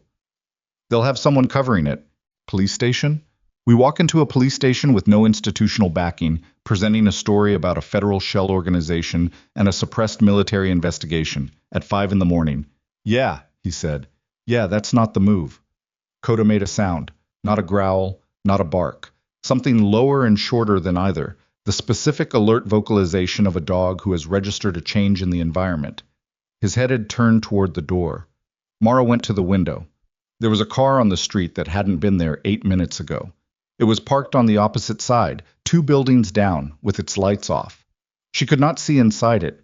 She could see that it was a dark-colored SUV, recent model, and that it had been positioned with its nose toward the building's entrance rather than parallel to traffic, which was not how a person parks when they're just parking. That was how a person parks when they're preparing to move quickly in a specific direction. She stepped back from the window. They're already here, she said. Rourke was on his feet. Coda was facing the door with the focused stillness of an animal at the edge of action. Her phone buzzed again. She looked at the screen. It was a text from an unknown number, not Ferris, not the earlier unknown, a third one, and it contained 5 words. Send the drive out. Alone. She turned the phone so Rourke could read it. He read it. His jaw tightened. They're telling you to separate from me, he said. They want the drive, and they want me isolated. I know what they're telling me, she said. Mara, I know. She looked at the door. She looked at the window. She looked at the phone with its 5-word message sitting on the screen, and for the first time since she had walked out of a military life she had built herself into, she felt the specific weight of a decision that had been coming for 7 years, whether she'd been ready for it or not. She turned the phone face down on the counter. Then she looked at Rourke and said, in the voice she used when there was no more time for anything except what was necessary, How's your arm? He understood immediately. Which one? Throwing arm. Something moved in his expression. Why? She went to the kitchen drawer, third one down, and took out a small device that had lived there for 6 years alongside the takeout menus and the spare keys, which was a portable GPS transmitter the size of a deck of cards that she had bought at an electronics store in the 2nd month after she arrived in Carthage, because old habits were easier to maintain than to explain. Because, she said, we need them to think we're still here, and we need about 4 minutes to get out the back, and the only reason they'll stay on this building instead of following us is if they think the drive is still inside it. She turned the transmitter over in her hands. I'm going to put this in the box. The box looks like what they're looking for. If someone goes in that window, she nodded toward the far bedroom, they're going to find a fireproof box that takes a key to open, which means they'll spend time on it, which means we have time. She looked at him. But I need them to see motion in the apartment, something that says we're still here, and something moving toward the window, which is what a person does when they're trying to figure out if they're being watched. Which is what you just did. Which is what I just did. She set down the transmitter. So they know someone saw them, which means the next move is theirs and it's going to come fast. He was already calculating. She could see it, the rapid sequential processing of a man working through options and eliminating them. The building's back stairwell, he said. Yes. Where does it come out? Service alley, north side. And the SUV is facing the main entrance. South. He nodded once. Dispatch window. 2 minutes. Less, she said. They know someone looked. They know we know about the car. The person who sent that text is waiting for a response that isn't coming. She picked up the transmitter. Go to the stairwell door. Take Coda. Wait for me. Where are you going? She was already moving toward the far bedroom, the one with the window that faced the street. To give them something to look at, she said, so they're still looking at the building when we're not in it anymore. She crossed the bedroom in 4 steps, reached the window, and stood just close enough to the edge of the curtain that someone on the street with good eyes and a bad angle would see the suggestion of movement, a shape, a presence, a person who hadn't left yet, before she stepped back and let the curtain fall. Then she went to the closet one more time. She reached past the fireproof box, past the winter coats, to the back of the shelf. There was a second case up there, smaller, that she had not opened in 3 years and had never once told anyone about. She took it down. She opened it. Inside was a sat phone, a folded emergency contact card, a small medical kit, and a Glock 19 with 2 magazines. She looked at it for a moment. Then she took the whole thing, put her apartment key on the counter, for reasons she couldn't entirely explain, except that leaving it felt like leaving a door open and taking it felt like closing one, and walked out of her apartment for what she knew, with the specific certainty of someone who had learned to trust that feeling, was the last time she was going to walk out of it as the person she'd been trying to be. In the stairwell, Rourke was standing against the wall with Coda at his side. He looked at the case. He didn't say anything about it. Ready? She said. Yeah, he said. They went down. They were 4 steps from the bottom when the building's main entrance, 20 feet away, on the other side of the fire door, made the specific sound of a door being opened by someone who wasn't trying to be quiet anymore. Mara moved first. Not fast. Fast would have made noise, and noise was the one thing they couldn't afford in a stairwell with concrete walls and a fire door that was about to open. She went down the last 4 steps on the balls of her feet, put her hand flat on the service alley door, and pushed it 6 inches. Enough to see out, not enough to commit. The alley was empty. She pushed it wider and went through. Rourke came behind her, the crutches a liability he managed anyway, and Coda flowed through the gap like water, silent and immediate. The door closed behind them on its hydraulic arm with a sound like a breath being held. The main entrance was around the building's south corner. From the alley, she could hear it. Not the door itself anymore, but footsteps in the lobby, the particular echo of hard soles on tile that meant someone moving with purpose rather than caution. They had maybe 90 seconds before whoever had come through that door reached the stairwell. She moved them north along the alley, away from the building's front face, toward the cross street. Rourke kept pace. Not cleanly, not without cost, but he kept pace. Coda stayed close on his left side and slightly forward, which was where the dog went when he was operating. When the ambient information in the environment had shifted into something that required a different posture. The cross street was empty. A streetlight made a yellow circle on the pavement. Somewhere 2 blocks over, a car passed and its headlights swept across a building face and disappeared. Mara turned them east. "Where are we going?" Rourke said, low. 3 blocks, she said. "Bus depot." "It's 5 in the morning. There's a maintenance crew, overnight staff. It's a public building with multiple access points and people in it." She kept moving. "It's also the opposite direction of where they'll look first." He didn't argue. The Carthage Central Bus Depot, at 5:15 a.m., was inhabited by 4 maintenance workers, one sleepy ticketing agent who was technically there in case anyone needed anything, and practically there to watch videos on her phone, and a small cluster of travelers in the waiting area who had the specific worn-down patience of people catching early departures. The fluorescent lighting made everyone look like they'd made questionable decisions, which in their case was accurate. Mara found a row of seats against the east wall with sightlines to both main entrances and sat Rourke down with the case between his feet. She stood. "I need to look at the leg," she said. "Not now." "It's been bleeding through the wrap since the alley." He looked down. The bandage wrap around his thigh had a dark stain that hadn't been there in the diner. He looked back up at her. "Define bleeding." "Seeping, not flowing. You didn't blow the sutures, but you stressed them." She pulled a strip of medical tape from the kit and crouched in front of him, reinforcing the wrap with the tape over the cloth in a way that would hold for a few hours if he didn't do anything else stupid with it. Her hands were efficient and impersonal, the hands of someone doing a clinical task, not making a gesture. "Does it hurt?" "Everything hurts," he said. "On a scale, I'm not doing the scale. 6? 7? Fine, 6. Okay?" She stood. "If it hits 8, tell me." "What happens at 8? "I get more concerned," she said. He almost smiled. It looked like something he'd forgotten how to do easily. Very reassuring. She sat down beside him and took out her phone.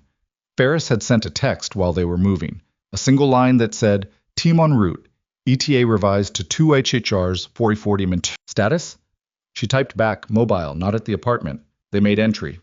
She paused, then added, "We have both sources intact." The reply came in under 2 minutes. "Do not transmit the drive electronically. Physical chain of custody only. Stay mobile if possible." "She wants physical handoff," Mara said. "Smart." Rourke had his phone out too, typing something. "If we transmit digitally, they'll argue the file was tampered with or the chain of custody is compromised. They've done it before. It's how they killed the original investigation. The report I filed went through a digital submission channel, and then the metadata showed a modification timestamp that shouldn't have been there." A pause. "I never modified anything. Someone in the processing chain did." Harwick had access to the submission system. Harwick had people inside the submission system. He finished typing, put the phone face down on his knee. There were 7 contractors on the digital infrastructure team for the DoD submission portal during that window. 3 of them have since moved to private sector jobs at Ardent Bridge subsidiaries. Mara filed that. "Who are you texting?" she said. "Doris." She looked at him. "She gave me her number when we were leaving," he said. "Said if I needed anything from inside the hospital to text, not call, because she keeps her phone on vibrate during shift." He turned the phone over. "She's letting me know what's happening on the ground there." "And?" Lund went back to the hospital at 4:47 a.m. He's in administrative offices with the night administrator. He read from the screen. He's claiming to be conducting an urgent federal compliance review that requires access to the personnel files of, quote, overnight clinical staff. "He's building a record," Mara said. He's trying to establish that I have unauthorized access to sensitive patient data before anyone else can frame the narrative. Yeah, Rourke pocketed the phone, which means the next step is someone calling your supervisor or the hospital's legal department. Mara thought about Patricia, who had stood in her way for 6 years and would now, probably, be the one to receive the official sounding call that said Nurse Voss had been involved in the improper handling of a federal case. Patricia would believe it, not because she was a bad person, but because she had never seen a reason to look at Mara as anything other than the nurse who didn't integrate well with the team and whose position was under budget review. Let them, she said. Let them? If they're building a record on me at the hospital, they're spending resources in a direction that doesn't find us, she said. Every minute Lund is in that administrative office is a minute he's not looking for a bus depot. Rourke was quiet for a moment. Outside the depot's east windows, the sky was beginning to do the thing it did in Nevada deserts before dawn. Not light exactly, but a lightening, the darkness losing its density degree by degree. When this is over, he said, and stopped. What? I don't know how you come back from this. He wasn't looking at her when he said it. He was looking at the window, at the early gray outside it. 6 years you built here, after tonight. Don't, she said. I'm not. You're doing the thing where you calculate the collateral damage and feel responsible for it, she said. Stop. He looked at her. I made the choices tonight, she said. Not you, not Coda. Me. She kept her voice level because the alternative was something more complicated than this moment had room for.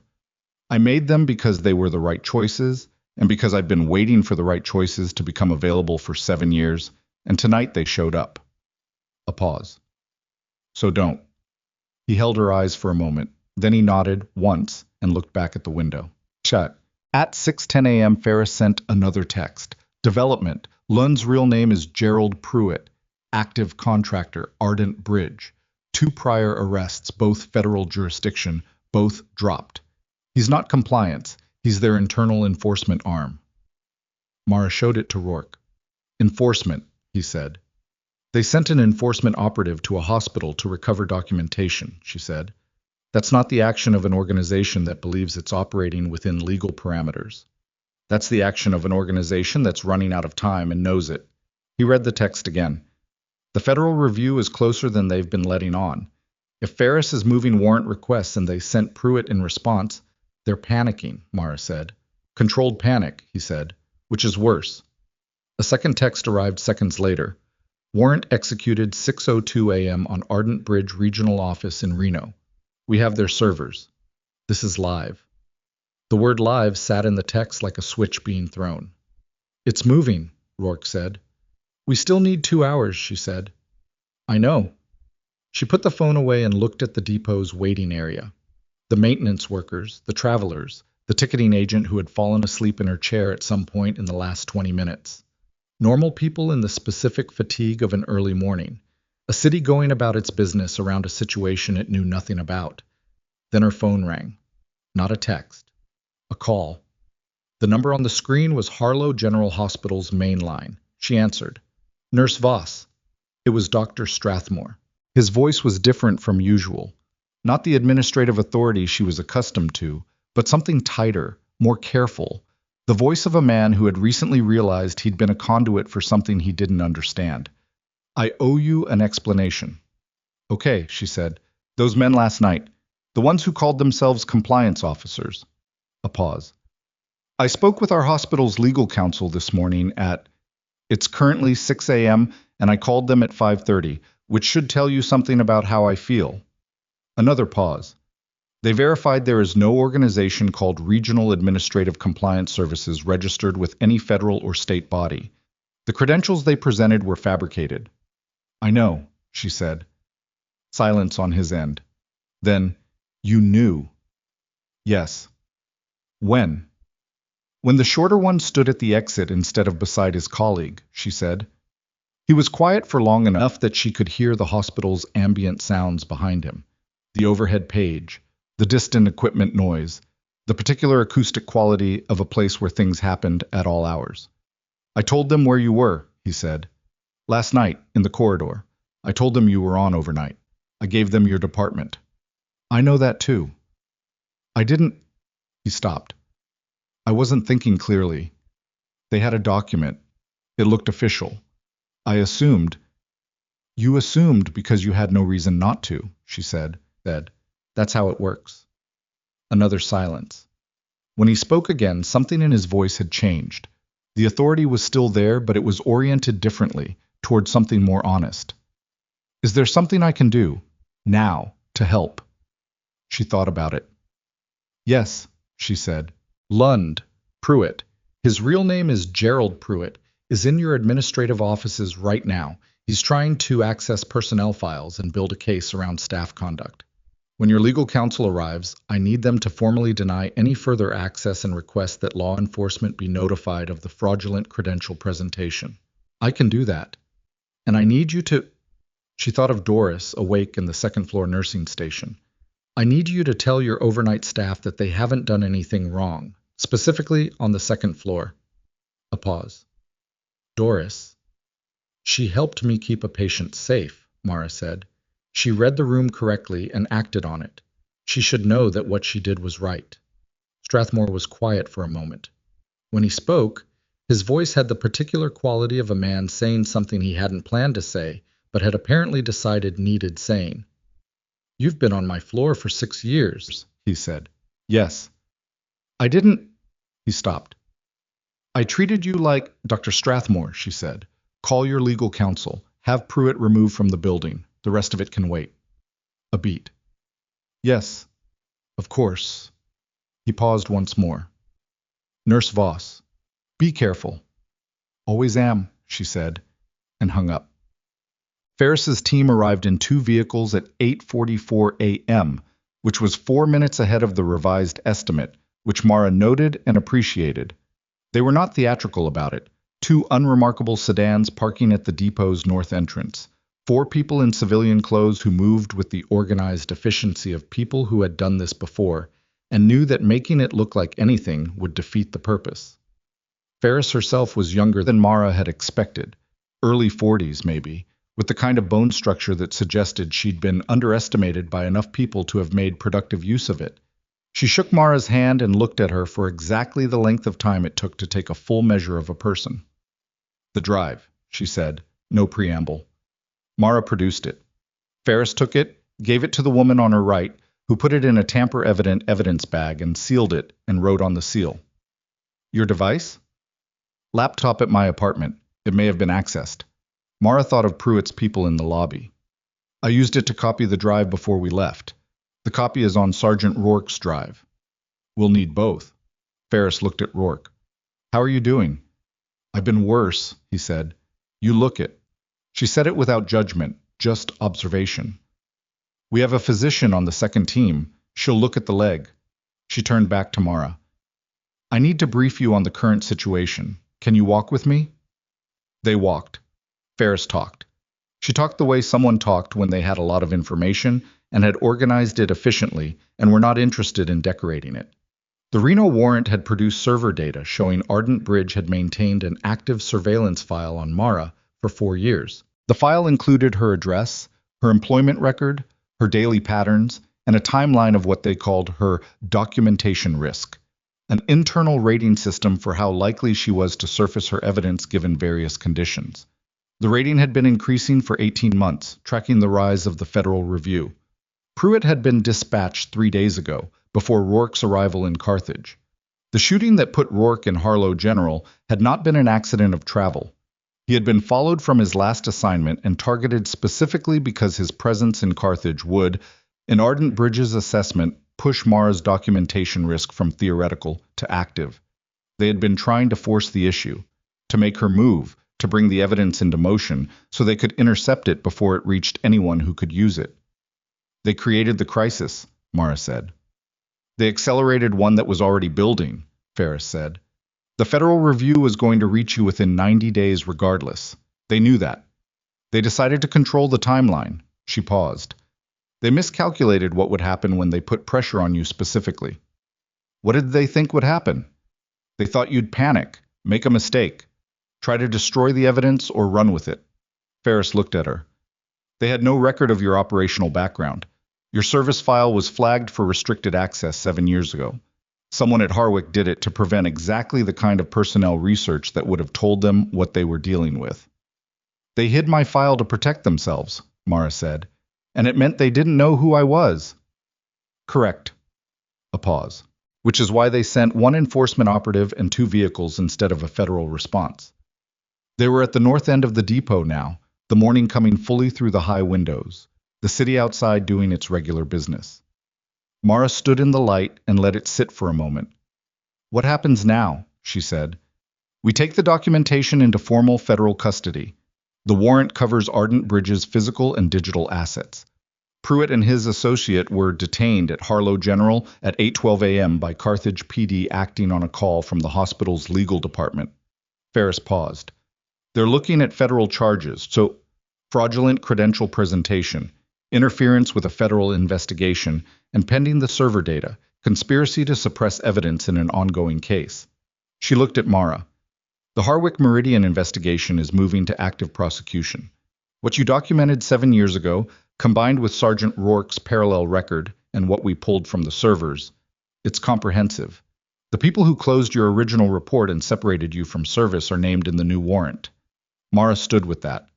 It was a strange thing, to have a fact you had carried for 7 years become something that existed outside of you, something in a document, in a warrant, in the active machinery of consequence, rather than in the fireproof box in the back of a closet. There will be a formal review process, Ferris continued. Your testimony will be required. It won't be fast. These things aren't. She said it without apology. But the record will be corrected. Your original report will be entered as the foundational document, and the people who suppressed it, she left the sentence open. Will answer for it, Mara finished. They will. This way. By 9:30 a.m., the bus depot had been quietly processed. Ferris's team was professional about the people around them, worked in the existing space without causing a scene, and the maintenance workers and early travelers moved through the morning without ever knowing that the 2 people with a dog in the east wall seats had spent the night holding something that had been in motion for 7 years. The physician on Ferris's second team, a compact woman named Dr. Vasquez, who moved like someone who had done field medicine, took Rourke's legs seriously in the way that Mara had been unable to force him to take it himself. She redressed the wound, looked at the sutures with the expression of a professional, noting that they had been stressed but not catastrophically, and told him in specific terms what she was and wasn't going to do about it. Surgery held, she said. You need elevation and actual rest for the next 6 hours, not a bus station. I'm aware, Rourke said. I'm going to act like you mean that, she said, which was medically diplomatic. Mara sat down beside him while Vasquez catalogued her notes. Cota put his head on Mara's knee. She let him. What are you going to do? Rourke said. About what? All of it. He gestured loosely at everything. The apartment, the job. After the testimony, the review, all of it. I don't know yet, she said. Ask me in 6 months. Okay. What about you? He looked at the window. I'm on medical leave until the legs cleared. A pause. After that, I don't know either. He looked at Cota. He's technically due for a unit reassignment review. They'll want to evaluate whether he's still operational. Is he? He found you in 4 seconds in an emergency room, Rourke said. He's operational. She scratched behind Cota's ear. The left one. The spot. The dog's tail moved. You should have told me, she said, when you came in, why you were really there. I know. Instead of letting me find it out sideways. I know, he said again. He didn't make excuses for it. She respected him for that. I was going to. I had a plan for how to approach it. A pause. The plan didn't survive the gunshot wound. She looked at him sideways. That's a joke, he said. Sort of. Sort of, she agreed. What? At 10:15 a.m., Ferris came back to where they were sitting with a phone in her hand and the expression of someone about to deliver information. They'd been waiting to deliver for longer than the immediate situation warranted. Gerald Pruitt gave a proffer, she said. Inside of 90 minutes. He's identifying his handlers in exchange for federal cooperation. She paused. The chain goes up. Past Ardent Bridge, past Harwick Meridian. There are 3 DoD contract administrators named in the proffer, and 2 individuals who had access to the DOJ's case management system. The notification protocol, Rourke said. Someone planted it. Someone planted it and used it to track when the review became active. Ferris looked at her phone.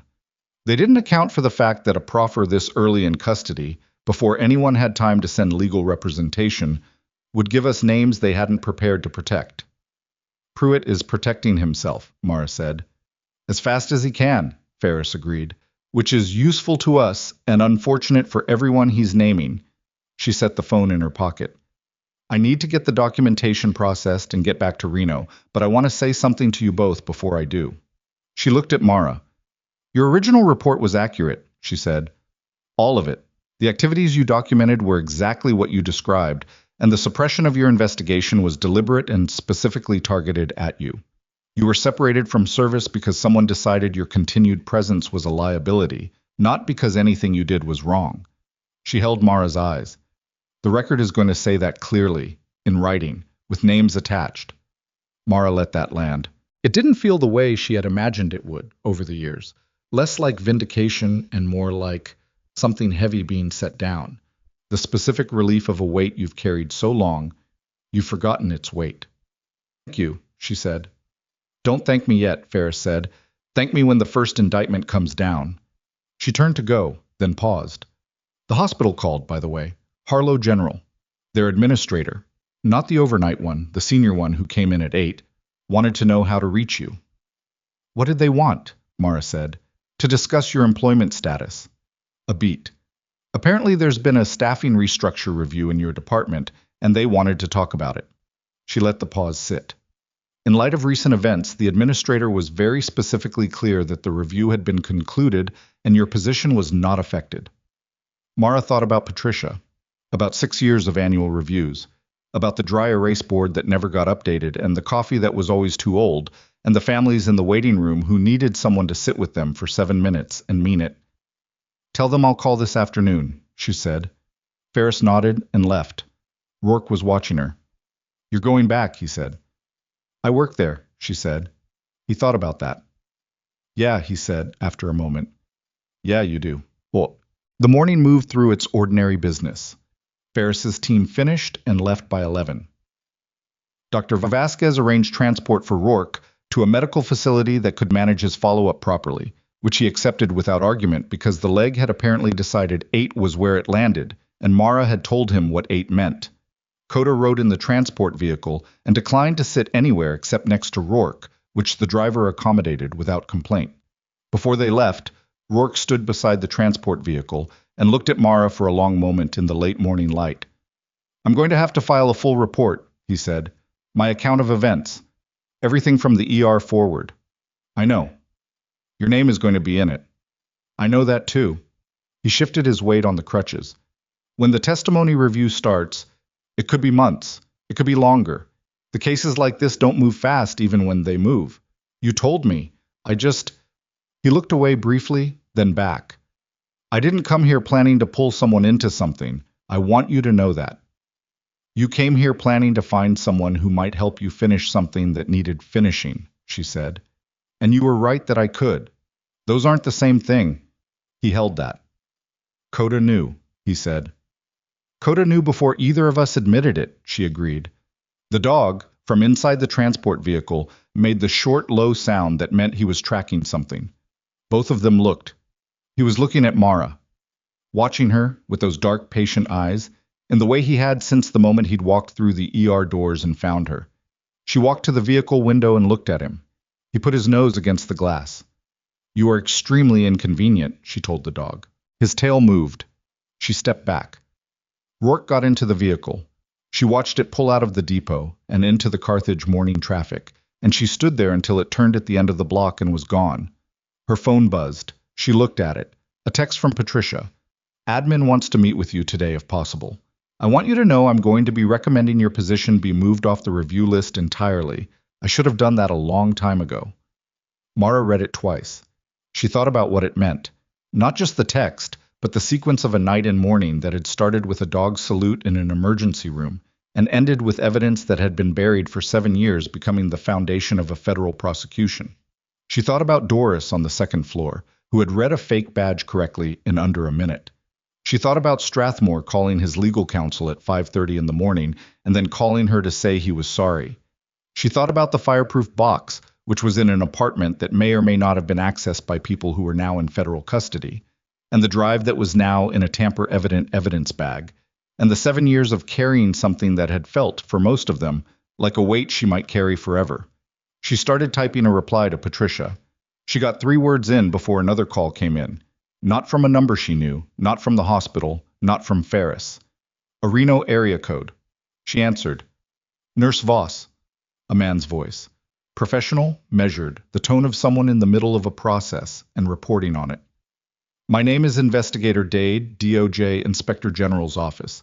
I'm coordinating with Specialist Ferris on the Harwick Meridian case documentation. I understand you have a physical evidence item from approximately 7 years ago. The drive is with Ferris, she said. Chain of custody is clean. Yes, we have that. A pause. We also received a supplemental proffer update from the individual in custody about an hour ago. His voice was steady, but with something beneath it, the particular quality of a person delivering news that is significant. He identified 3 additional individuals involved in the original suppression of your report. One of them is a current senior official with access to military personnel clearances. She waited. One of them, he said, processed your service separation paperwork 7 years ago and signed off on the notation that your separation was voluntary and your record was clean. It was clean, she said. Your record was clean, he confirmed. What wasn't accurate was the characterization of the separation as voluntary. The documentation shows it was coerced. Another pause. We're going to need your full account of the separation process as part of the formal record. And, he paused one final time, you may want to have counsel present when we discuss what this means for your official military record going forward. She stood in the bus depot, in the morning light, with the city of Carthage conducting its ordinary business outside the high windows, and she absorbed the specific weight of what he was saying. Her service record. 7 years of a file that had been closed wrong, stamped with the wrong word, filed under the wrong conclusion. She had spent 6 years telling herself she had put it away, that the nurse in Carthage was who she was now, and the record of who she'd been before was just paper in a system she no longer needed to think about. She had not let herself think about what it would mean to have that paper corrected. I'll get counsel, she said. Good. A beat. There's one more thing. The senior official I mentioned, the one who processed your separation. Yes. He's currently serving on the oversight board of a hospital management consortium, Dade said. The consortium that handles the regional administrative contract for Harlow General Hospital in Carthage, Nevada. The bus depot went very quiet around her. He's been on that board for 4 years, Dade said, since approximately the same time Ardent Bridge began their surveillance file on you. She stood very still. His name, she said. Robert Hallow, Dade said. Does that name... No, she said. But even as she said it, something in her memory was moving. The name of the consortium on the administrative paperwork she'd processed 100 times without looking at it properly. The name on the letterhead of the budget review notification that Patricia had received. The name on the organizational chart that she had never had a reason to examine because it existed 40 layers above her pay grade. Harlow General Hospital. Hallow. The name was sitting right there, had been sitting there for 6 years, and she had never once looked at it. Ms. Voss, Dade said, are you still there? She was still there. She was thinking about the staffing review that had been initiated 3 months ago, about Patricia's nervous clipboard and the language about budget restructuring and the positions under consideration, about the specific timing of a review that had begun 18 months after an informal federal investigation and 3 months before the review was expected to reach her. Someone had been trying to remove her from the hospital before any of this became active. Someone on the administrative board had known exactly where she was for 4 years and had been quietly, bureaucratically, working to get her out the door before the door she'd been guarding could be opened. I'm still here, she said. I'm still here, she said again, and this time she meant it in more than one way. Dade gave her a number to call, his direct line, not a general intake, and told her to have counsel reach out before end of business, which gave her roughly 6 hours. She said she would. She hung up and stood in the bus depot for another 30 seconds, which was all she allowed herself. And then she started moving because standing still was the one thing she had never been able to afford for very long. She needed a lawyer. She needed to go back to her apartment and assess whether Pruitt's people had left it in a condition that was livable. She needed to call the hospital. She needed, eventually, to sleep. What she did first was find the depot's single bathroom, run cold water over her wrists, look at herself in the mirror for 5 seconds, and say quietly to the woman in the glass who had not slept in 26 hours and looked like it, "Okay, finish it." Then she went outside into the Carthage morning and made the calls. Robert Hallow was arrested at 2:17 p.m. on a Thursday, 3 weeks after the night at the bus depot, in the lobby of the consortium's Reno headquarters building. Mara was not there for it. She was at Harlow General in the middle of a shift when Ferris sent her a text that said simply, "Hallow in custody. Charges filed. It's done." She was standing at the nursing station when the text came in. She read it, set her phone down, picked up the chart she had been working on, and finished the entry she'd been in the middle of. Then she went to the break room, poured coffee, and sat at the table and let herself feel it properly for the first time. It didn't arrive as triumph. It arrived as something quieter and older, the specific release of a breath she'd been holding for so long she'd mistaken it for her natural state. 7 years of carrying something that had been heavy in a way she never fully admitted, because admitting the weight meant admitting it was winning, and she had not been willing to give it that. The charges against Hallow were significant. The DOJ's public filing listed conspiracy to suppress federal evidence, obstruction of an ongoing investigation, and abuse of administrative authority. The last charge specifically related to his role in engineering the budget review that had been designed to remove her from Harlow General before the federal case became active. The consortium had already moved to distance itself from him, which was fast and predictable in the way these things went. His statement through counsel described his actions as taken in good faith based on information provided by contractors, which was the language of someone who understood they were going to need every available inch of maneuvering room in the coming months. Pruitt and his associate were already in the federal system. Pruitt's proffer had been comprehensive enough to generate 11 additional warrants, which Ferris had described to Mara in a phone call the previous week, with the restrained satisfaction of someone who had been building towards something for 18 months and was now watching it finally bear the weight. 3 of the DoD contract administrators named in the proffer had resigned within 72 hours of the Reno server data becoming part of the official record. Their resignations had been reported in brief, dry terms by 2 regional news outlets and then picked up by a federal watchdog publication that covered DoD contracting. The coverage was not dramatic. It was thorough, which was better. Thorough coverage had a longer half-life. Harwick Meridian's DoD contracts had been suspended pending review. The company's stock, which was private but whose valuation was tracked in industry publications, had dropped in a way that industry analysts described as significant and sources close to the company described as manageable, which was exactly the gap between those 2 descriptions that told you everything you needed to know about where it was heading. The 2 people who had signed off on the original suppression of Mara's report, the ones named in Pruitt's proffer who had been Harwick's contacts inside the military review chain, were under their own federal investigation.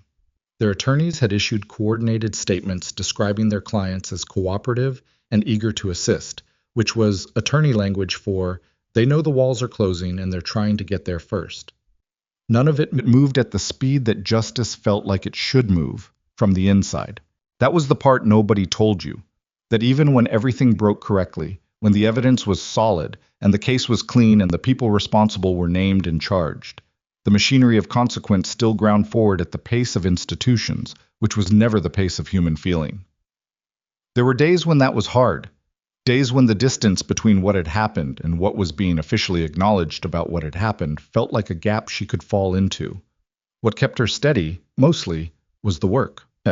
She had gone back to Harlow General the afternoon after the bus depot, on 4 hours of sleep and a change of clothes from an apartment that Pruitt's people had entered but not seriously disturbed. They'd been looking for a box, had found what she'd left for them, and had spent enough time on it to confirm it wasn't what they needed before the situation outside changed and they'd had to leave. The GPS transmitter was still inside. The fireproof box was on the floor where they dropped it when they couldn't open it on the timeline they had. The cat was behind the couch, disgusted. She had slept, fed dispatch, and gone back to work. The meeting with hospital administration had happened the following day. The senior administrator, a man named Wallace Preem, who had been in the role for 9 months and had not been part of Hallow's board tenure, sat across from her in a conference room that was nicer than the family meeting room and offered her coffee that was better than what the nursing stations had, which she noted as an indicator of status she had not previously been afforded. Patricia was there. Patricia looked like someone who had spent several days rearranging her understanding of something significant and hadn't quite finished. Preem was direct. The staffing review of her position was closed. The notation recommending her removal had been removed from the file. He wanted her to know that the hospital was fully cooperating with the federal investigation and that any action taken to facilitate the removal of her position had been done without administrative knowledge and was being treated as a serious governance issue internally. He said all of it cleanly and without excessive qualification. She gave him credit for that. I appreciate that, she said. I also want to say, he paused. The overnight department has been understaffed for 8 months. We've been running on a structure that puts too much pressure on too few people. I'd like to discuss what it would take to address that properly. She looked at him. You want me to tell you what the overnight needs? Yes. You've had people who could have told you that for years. He took that without flinching. I know. She told him. It took 40 minutes. She had a list in her head. She'd had it for 4 years, the specific operational list of what the overnight floor lacked and what it cost in patient outcomes and staff capacity. And she gave it to him in the same voice she used for clinical briefings, flat and factual and specific. He wrote things down. Patricia wrote things down. When she finished, Preem looked at his notes and said, This is going to require a budget conversation. Yes, she said. It is. I'm willing to have it. Good, she said, and meant it. The formal DOJ interview took place 5 weeks after the bus depot, in a conference room in the federal building in Reno, with a court reporter and 2 investigators in Ferris present, and the attorney she had retained, a woman named Greta Solano, who had 20 years of federal whistleblower case experience and had looked at Mara's documentation on their first meeting and said, with the flat effect of someone professionally immune to being impressed, This is thorough. This is very thorough. Did you plan for this moment specifically? I planned for the possibility, Mara had said. Smart, Solano had said, which from her was apparently the top of the scale. The interview ran 6 hours. Mara answered every question completely and without embellishment, because embellishment was what people added when they weren't sure the facts were enough, and the facts were enough. She described what she had observed during her time adjacent to Kestrel's operational chain. She described what she had documented and why.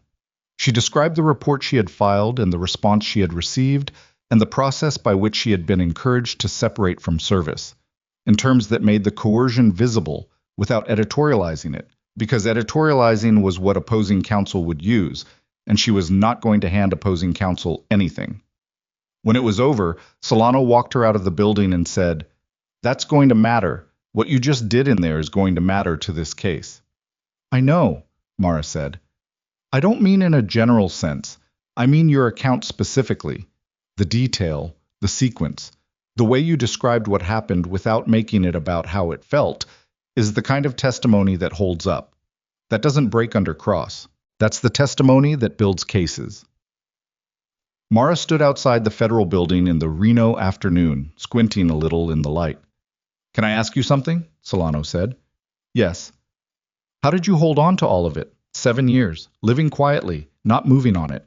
She wasn't being judgmental. She was asking the way someone asks when they genuinely want to understand.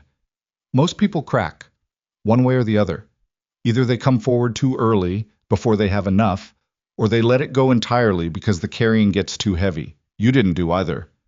Mara thought about it. I was a medic, she said. In the field. When you're working on someone who's badly hurt, there's a rule, you don't think about whether they're going to make it. You think about the next thing you can do right now, the immediate correct action. She paused. I applied that to the evidence. I didn't think about whether it would ever matter. I thought about whether I was doing the immediate correct thing to preserve it, every time. Solano looked at her for a moment. You should think about what comes next, she said. After all of this is through, what you want it to look like. Mara looked at the street. I already have a job. I mean beyond the job. She thought about Rourke in the bus depot, saying, I don't know how you come back from this. And herself, telling him not to calculate the collateral damage. I know what I want it to look like, she said. I've known for a while. I just had to get here first. Rourke came back to Carthage in the 7th week. He came on a Tuesday, which was her day off, and texted from outside the hospital because he didn't know she wasn't working, and then texted from outside her apartment building because she'd told him to come there instead. She buzzed him up. He came through the door on one crutch now instead of two, which was progress he mentioned, and the leg was apparently allowing. Coda came through the door behind him and went directly to Dispatch's corner, which was behind the couch. There was a brief, silent negotiation. Dispatch emerged, sat at a distance of approximately 2 feet from the dog, and stared at him with the evaluating gaze of an animal, deciding whether contempt or indifference was the more appropriate register. Coda lay down. Dispatch sat there for another 30 seconds, and then, with the dignity of someone who had made a considered decision, turned around and went back behind the couch. Diplomacy achieved. Rourke sat on the couch. Mara made coffee that was better than hospital coffee, which was a low bar she cleared comfortably. The leg, she said. Getting there. Physical therapy? 3 times a week. I hate it. Everyone hates it. It works anyway. He accepted the coffee. She sat in the chair across from him. The same arrangement as his hospital room, she noticed, except that the chair was better and the window looked at something other than an HVAC unit. The Kestrel documentation, he said. The DOJ formally accepted the full operational record last week, both sources properly attributed. He looked at the coffee.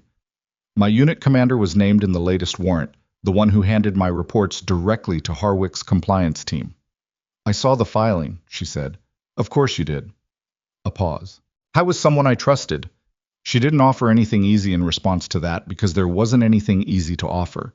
It was the specific damage of being let down by someone inside the structure you'd operated within, and that didn't have a clean resolution. It had time and work, and eventually something that sat in the place where the damage had been without quite being the same as what was there before.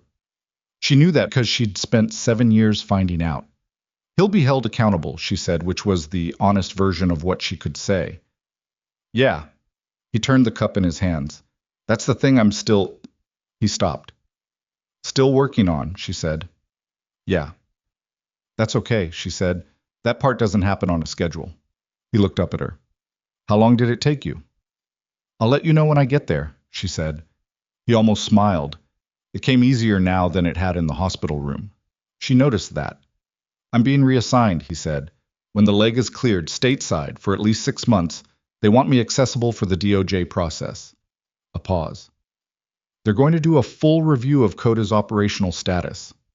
You're worried about it. He's 9, Rourke said. In MWD years, that's... I know what it is. They might decide he's past operational age, that he should be retired. He looked at the floor where Coda was lying, still at a diplomatic distance from the couch. He's not. He's as sharp as he's ever been. He found you in 4 seconds. He found me in 4 seconds, she agreed. He exhaled. He deserves to still be doing his job. Tell them that, she said, specifically, with the ER as your evidence. She paused. The dog identified a 7-year federal witness using scent and behavioral recognition in a civilian emergency setting with no prior briefing. That's not a retiring dog. Something in Rourke's expression settled. You should testify on his behalf, he said. At the review. I'm planning to, she said. Solano says it's admissible. You already talked to your lawyer about my dog.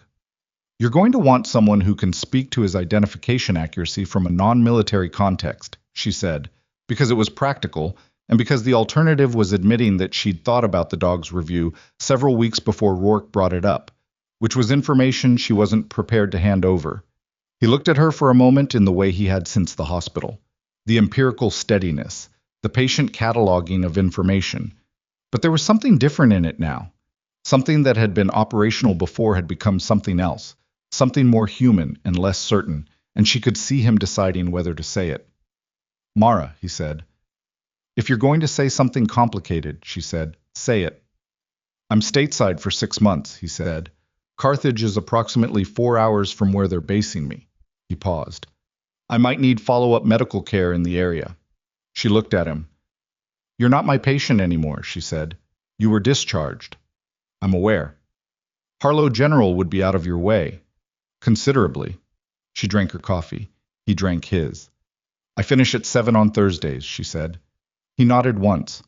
Don't be late, she said, because he struck her as someone who was probably almost never late, but who would understand why she was saying it anyway. I won't, he said. The official correction to Mara's military service record came through Solano's office on a Friday morning, 11 weeks after the bus depot.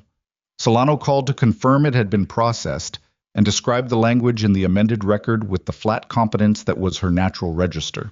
The separation notation had been changed from voluntary to administrative review pending investigation outcome. The investigation outcome had been appended with the determination. Report substantiated. Original findings confirmed. Complainant acted within proper conduct guidelines throughout. Her service history was correct now. Complete. With the right words in the right places. She was standing in the hospital parking lot when Solano called, at the start of her shift, with the Nevada morning doing its thing, wide and blue and indifferent in the specific way of desert skies that made everything underneath them look smaller and more important simultaneously. Thank you, she said to Solano. You did the work, Solano said. I filed the papers. Both things matter, Mara said. Fair, Solano said, and hung up, because she was not a person who extended phone calls past the point of their purpose. Mara stood in the parking lot for another minute. She didn't do anything significant with the minute. She just stood in it and let the morning be what it was. A Friday, the start of a shift, the sky above the desert doing exactly what it always did, regardless of what the people underneath it were sorting out. Then she went inside. Dr. Strathmore was in the corridor outside the ER when she came through the main doors. He was coming off a night consult by the look of him. Jacket over his scrubs, coffee in hand, the particular exhaustion of someone who had been precise and competent for many hours and was now running on the last reserve of both. He saw her. He stopped. She stopped. They had had one conversation since the morning he called her from the hospital at 6 a.m. A brief, formal exchange in the hallway where he had said, in the measured way of a man doing something that didn't come naturally but had decided it was required. I underestimated you for a long time. I want you to know I understand that now. She had said, I know. And they had both gone back to their respective work, because the hospital did not stop for the resolution of interpersonal dynamics, and neither of them were people who needed it to.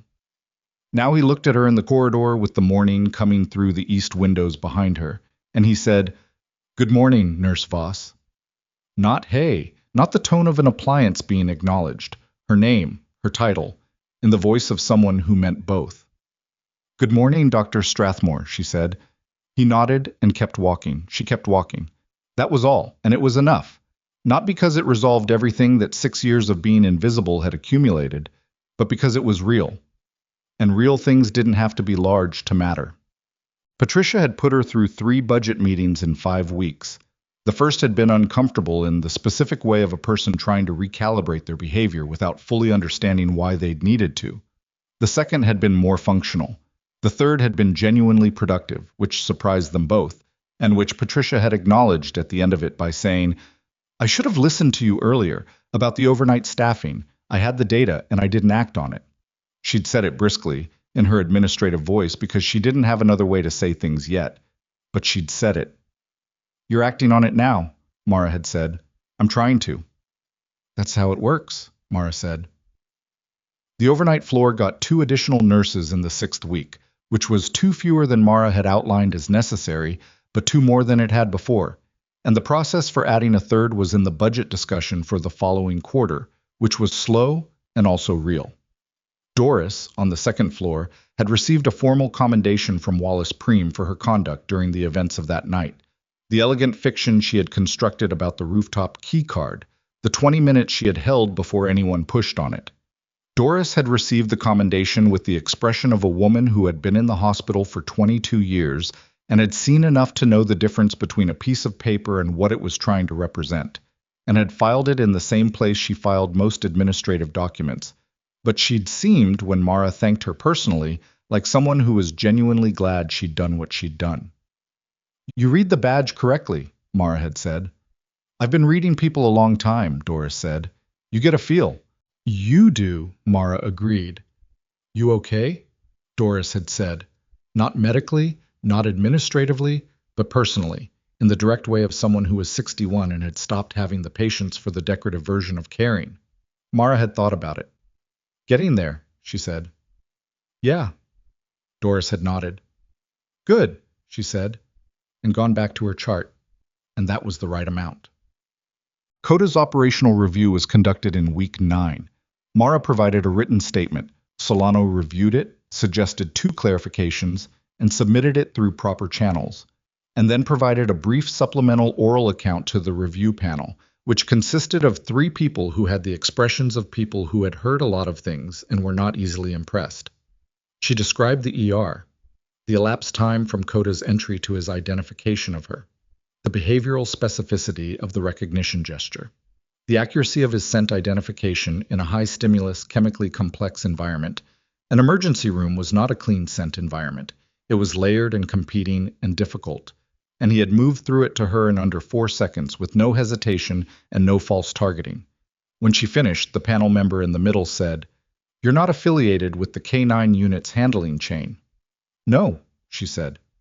"Your familiarity with the dog's capabilities comes from direct observation over approximately 8 hours of interaction," she said, "beginning in a high-acuity clinical setting and continuing through a tactically complex environment." The panel member wrote something down. Coda was retained as operational. The determination cited his demonstrated identification capability in a non-standard environment as evidence of continued peak function. He would be partnered with Rourke for the duration of the stateside assignment. Rourke texted her when it came through. "He stays operational." Then, after a pause, "Thank you." She texted back, "He earned it." A second pause, longer. Then, "So did you." She was between patients when the text came in. She read it, put the phone back in her pocket, and went to check on the family in the waiting room off the main corridor. A man and his elderly mother who had been waiting for an update on a procedure, and who had that particular fragile quality of people in the middle of waiting for something that mattered enormously, and over which they had no control. She sat with them. Not long, 8 minutes, maybe 9. She told them what she knew and what the next step was, and when they could expect to hear something. The man looked at her with the gratitude of someone who had needed exactly what she'd given him and hadn't been sure he was going to get it, and she thought about how many times she had sat in this same position, in this same hallway, with this same quality of attention, and how many times it had happened without anyone outside that waiting room knowing it occurred. That was the thing about the work. The parts that mattered most were the parts that happened in rooms like this one, between a nurse and a frightened person, in the gap between the crisis and its resolution. That gap was where the actual care lived, not in the procedures or the protocols or the administrative documents that evaluated whether someone integrated with the team dynamic. In the sitting and the telling and the meaning it. She had known that for a long time. She had been doing it for 6 years in a hospital that hadn't seen it. Now they saw it, and that changed some things, and didn't change others. And the work itself remained what it had always been, which was the point. Which had always been the point. In the 12th week, on a Thursday at 7:03 p.m., Rourke was waiting outside the hospital's main entrance when she came out.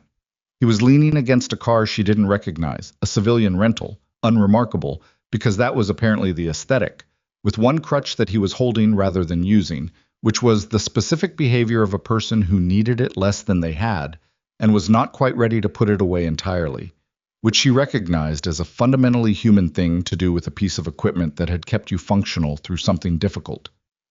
Coda was sitting beside him. She came through the doors and stopped. The dog looked at her. He stood, crossed the few feet between them with the smooth, purposeful movement that was his natural register, and sat directly in front of her. Then he raised his right paw. The same gesture, the same deliberate held salute that had started all of it in the emergency room weeks ago, in front of an entire department that hadn't known what it was seeing. She looked at Coda for a long moment. Then she crouched down and held out her left hand, and the dog placed his paw in it, and she held it there for a second before he pulled it back and put his head against her knee. She stood up. Rourke was watching her with the expression that was no longer just empirical, that had something warmer in it now, something more complicated and less calculated, which on his face looked like the evidence of a person doing the gradual, imperfect work of becoming someone who didn't just assess and process and move on. He doesn't do that for everyone, Sham, he said. I know, she said. He does it for people who've earned it. He paused. People whose record is what it says it is. She looked at the hospital behind her. The automatic doors. The lit lobby visible through the glass. The corridor she had walked every overnight for 6 years. She thought about what it had cost to stay. The invisibility, the quiet endurance, the daily decision to do the right thing in a place that wasn't looking at her, and so couldn't see her doing it.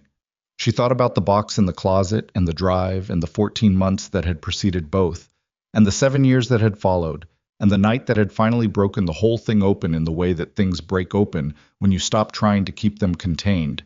She thought about the man from the waiting room, the one with the IV stand, sitting down in the chair with his face in his hands after she'd talked him down. She thought about the mother who had grabbed her hand without speaking. She thought about Doris, who had read a fake badge correctly and given her 20 minutes. She thought about Strathmore in the corridor that morning, saying her name like he meant it. None of it was seamless. None of it was the satisfying, clean resolution that the story was supposed to have when you told it simply. The real version had rough edges and open processes, and a third nurse still pending in the budget discussion, and a federal case that would take longer than anyone wanted, and a leg that still needed physical therapy 3 times a week, and a cat who had never fully forgiven her for the night she'd brought a dog into the apartment. But the record was right. The people responsible were answering for it. The evidence that had lived in a fireproof box for 7 years was now in a federal file where it belonged, and she was standing outside her hospital in the Nevada evening, with her name intact and her work visible, and the specific earned quiet of a person who had done what they came to do. People like Hallow had counted on her staying small. People like Pruitt had counted on her panicking. People like the ones who had closed her report had counted on her eventually letting go. They had understood her circumstances and failed to understand her, which was a mistake you could only make about someone you had never actually looked at. She had been looked at now.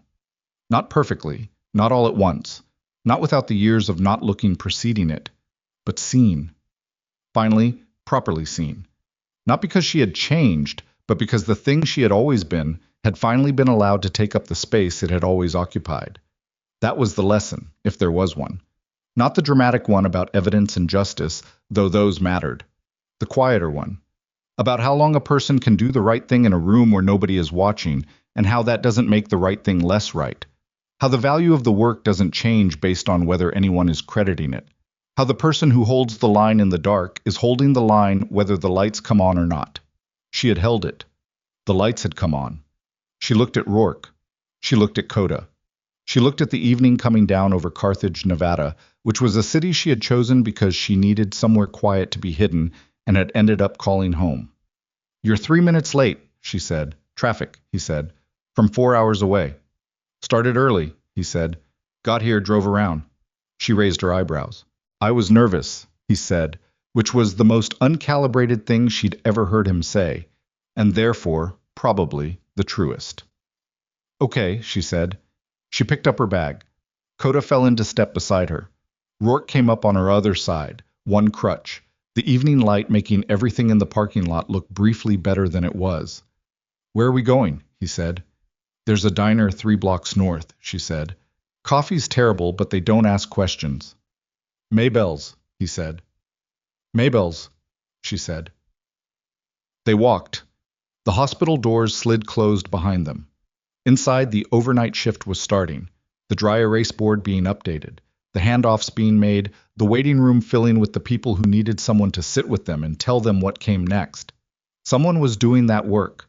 Someone was walking those corridors with the knowledge that the work mattered, whether or not anyone said so. Someone always had been. That was the thing about the quiet ones, the ones who stayed in the background and did it right and never made a scene about it. The world moved the way it did partly because of them. Because of the people who held things together in the spaces nobody was watching, who carried what needed carrying without waiting to be asked to carry it. They didn't need to be the loudest person in the room. They needed to be the one who showed up, and stayed, and did not stop doing the right thing just because doing the right thing was hard, and invisible, and thankless, for longer than seemed fair. Maravas had done that for 7 years. The dog had known it from the beginning, Now everyone else did too.